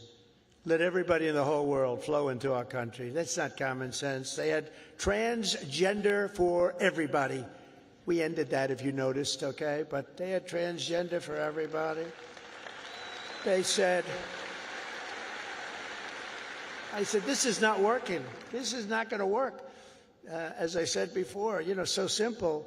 Men playing in women's sports. Did you ever see some of the records? Did you ever see some of these boxing matches? You know, we have to protect. These women are great athletes, but we have to protect. If you looked at the Olympics where they had transitioned people going into the boxing, where the women had boxing, and they had a great champion, a female boxer. I mean, after one punch, you walk back to the corner and said, I can't get hit like that. I've never been hit like that before. You look at all the volleyball players that have been hurt so badly with balls that are hit at levels that they've never seen before. But the greatest is like weightlifting. You ever see the weightlifting? Where they have a record that wasn't broken in 18 years? And they have, should I imitate it? You know, my wife gets very upset when I do this. She said, darling, it's not presidential. I said, yeah, but people like it. Should I do it or not? All right, I'm in trouble when I get home, but that's okay. What the hell? I've been in lots of trouble before. But no, you look at the weightlifting where 18 years it stands, and they have this young woman, and her parents are right where you are in the front row, and they're so proud of her, and it's like 209 pounds, and she's going to lift that. The record stood for 18, think of it, 18 years, and they put an eighth of an ounce here, and an eighth of an ounce here, little tiny little bit, and she's going to do it. Mom, I love you. I'm going to do it for you, Mom. And she goes, and she lifts, and she gets it. And, Mom, I'm going to do it, Mom. Can't do it. And then a guy comes along, or a gal, or whatever. A transitioned person comes along. And he was a failed weightlifter as a man, but he comes along, 206 pounds. They put the little thing on, and he goes, boom, boom. And breaks the record like by 119 pounds. That's not right. The other one is the swimming. You've heard me talk about it. Great swimmers, and you know, they rose to the top. Women swimmers, and they grew up together. And they're Olympic-class swimmers, and they're qualifying for some big tournament. And now the race is getting ready to start, the big race, and one young lady, she was going to set the record. She fought all her life to set the record. She has to win it by one ninth of a second. Think of that, 1/9. I don't like those odds, 1/9 of a second, right? But she looks to the left and she sees all the friends that she grew up with down in California, from all over the country. They're all the best swimmers. Then she looks to the right and she sees the same thing, but there's a person next to her who's a giant. And she looks and she, oh my God, who is that? I don't recognize that person. That was a person that transitioned, and he had the wingspan of Wilt the Stilt Chamberlain, if anybody knows Wilt. And as you know what happened, she was very, very badly injured in that meet because he went by her so fast that she was windburned. They had to take her out. She got serious windburn. He flew back and forth, and she didn't know what, but she got the hell knocked out of her, knowing that I'm only kidding. She wasn't windburned. She was just beaten by a lot. Or the race, did you see the race where they had the best female runners, and they had a guy who was a decent runner, a long-distance race, and he won by 5 hours and 19 seconds. You know, normally you win by like 12 seconds, 2 seconds, a quarter of a second. He won by 5 hours and 19 seconds. It's crazy. And, you know, honestly, it's demeaning for women, very demeaning. These are great athletes. It's very demeaning, and we're going to protect women. We're going to protect women. We're going to protect everybody.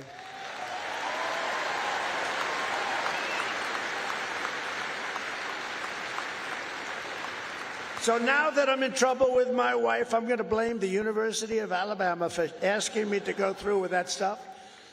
But it's pretty descriptive, isn't it, really? It helps when you know that borders are not racist, speech is not violence, America is good, terrorists are bad, men can never become women, police are not criminals, and criminals are not victims. Eighth, everybody should believe. Thank you. Thank you very much. Everybody should believe in the American dream. It's real, it's there, and it's right before you. We're coming back to the American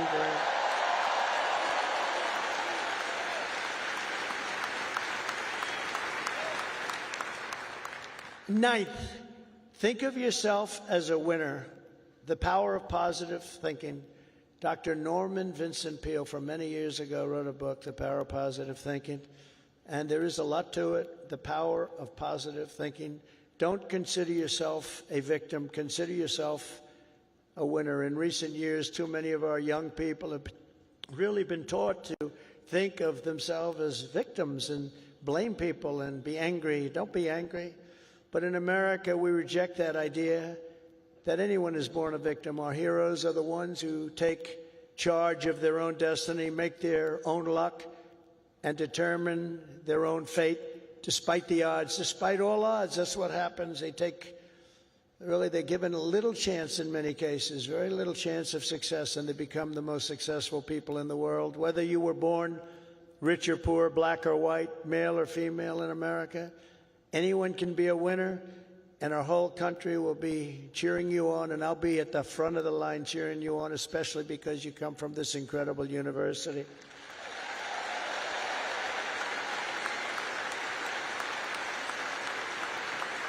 And next is to be an original. The all-time greats were people who had the confidence to be a little different. Teddy Roosevelt, Douglas MacArthur, George Patton, Amelia Earhart, Annie Oakley, Muhammad Ali, and so many others, far too many to name, lived their lives with pride, personality, and flair.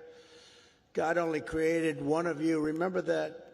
God created one of you. You're all different. Some are close, but nobody is the same. You're one of a kind, so don't try to be someone else. Just be yourself. And finally, and most importantly, never, ever give up. Never give up.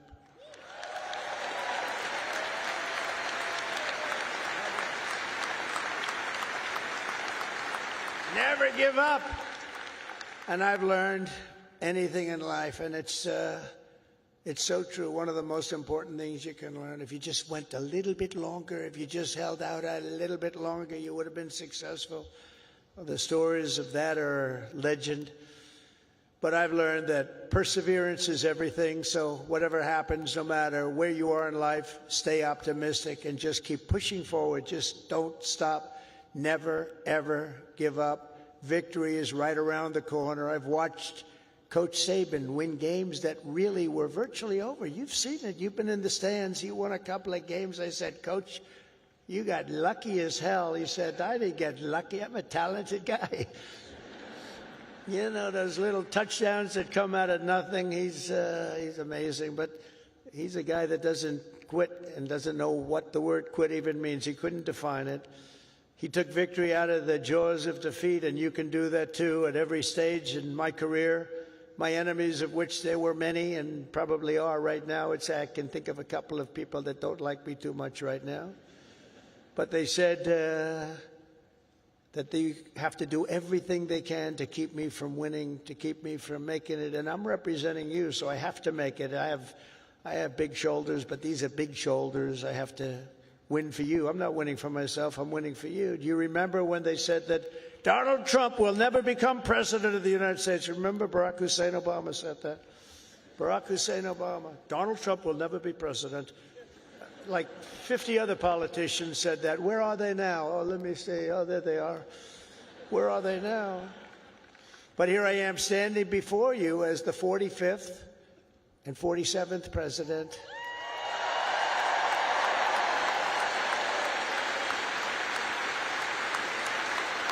You heard that a lot.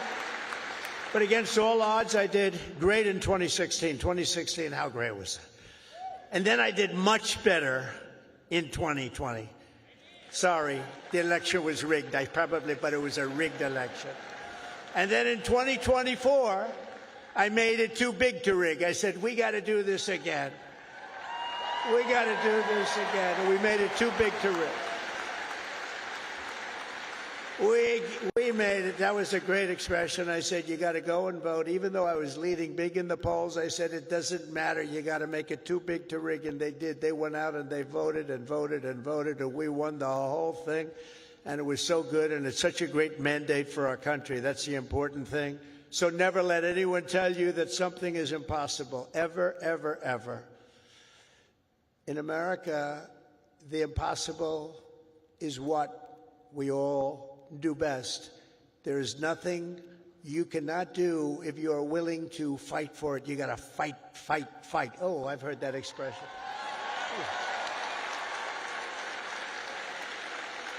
Funny. That's not here. That's not here on the actually, most of what I've said tonight is not on the teleprompter. That's all right. Isn't it nice to have a president that doesn't need a teleprompter and can sort of have a little fun? Because I feel that this is home. You know, it's been such a great state for me. I feel it's home. When they said Alabama, I said, that has a good ring to me. But it's something nice about somebody that doesn't need a teleprompter, isn't it? Huh? But for the past 4 years, you've lived in a state known for its fighters, its champions, and its warriors, and you've lived in the great state of Alabama, one of the greatest of them all, from Huntsville to Birmingham, from Montgomery to Mobile, and from right here in Tuscaloosa.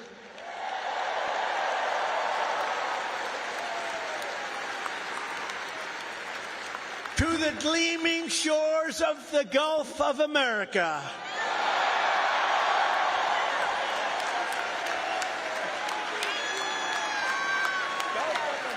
That's a nice thing. Everybody loves it. I wouldn't say Mexico's thrilled, but you can't have them all. They're not thrilled.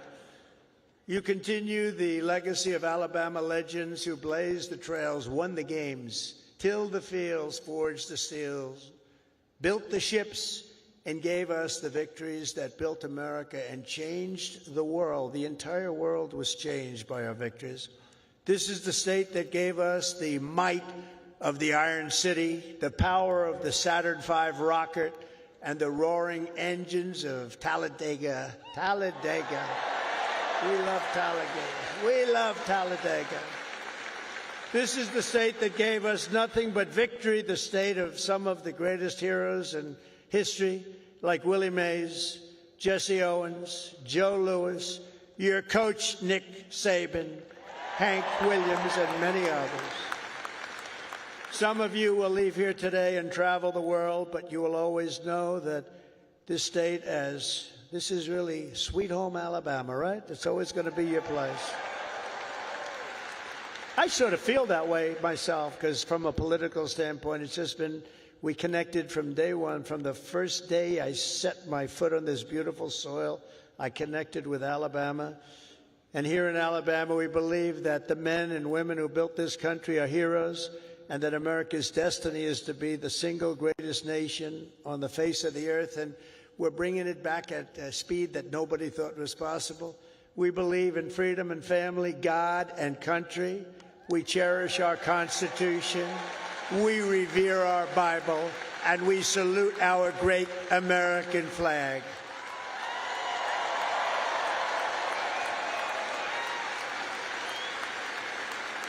We honor our police.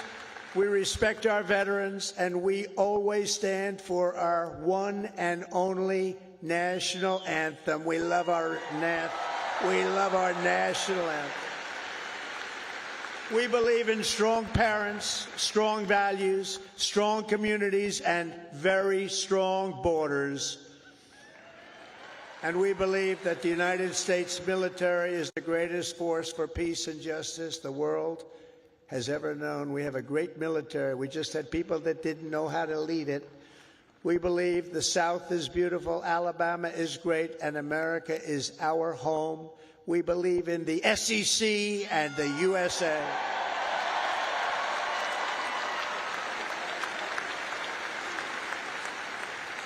Graduates of the Alabama class of 2025 standing here before you in this magnificent arena, it is clear to see the next chapter of the American story will not be written by the Harvard Crimson. It will be written by you, the Crimson Tide.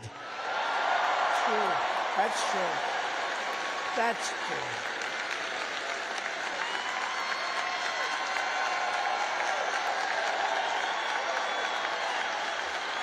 That's true.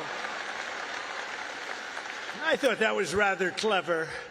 If you look at what's going on, they get their $5 billion a year. That is not going to be so forthcoming. Now, wasn't that a clever one, though? Huh? Who would think of that? Because this is Alabama, and at Alabama, you fight, and you win. That's what you know how to do. Congratulations to you all. Congratulations to this great class of champions. God bless you, and God bless America. Thank you all very much. Thank you.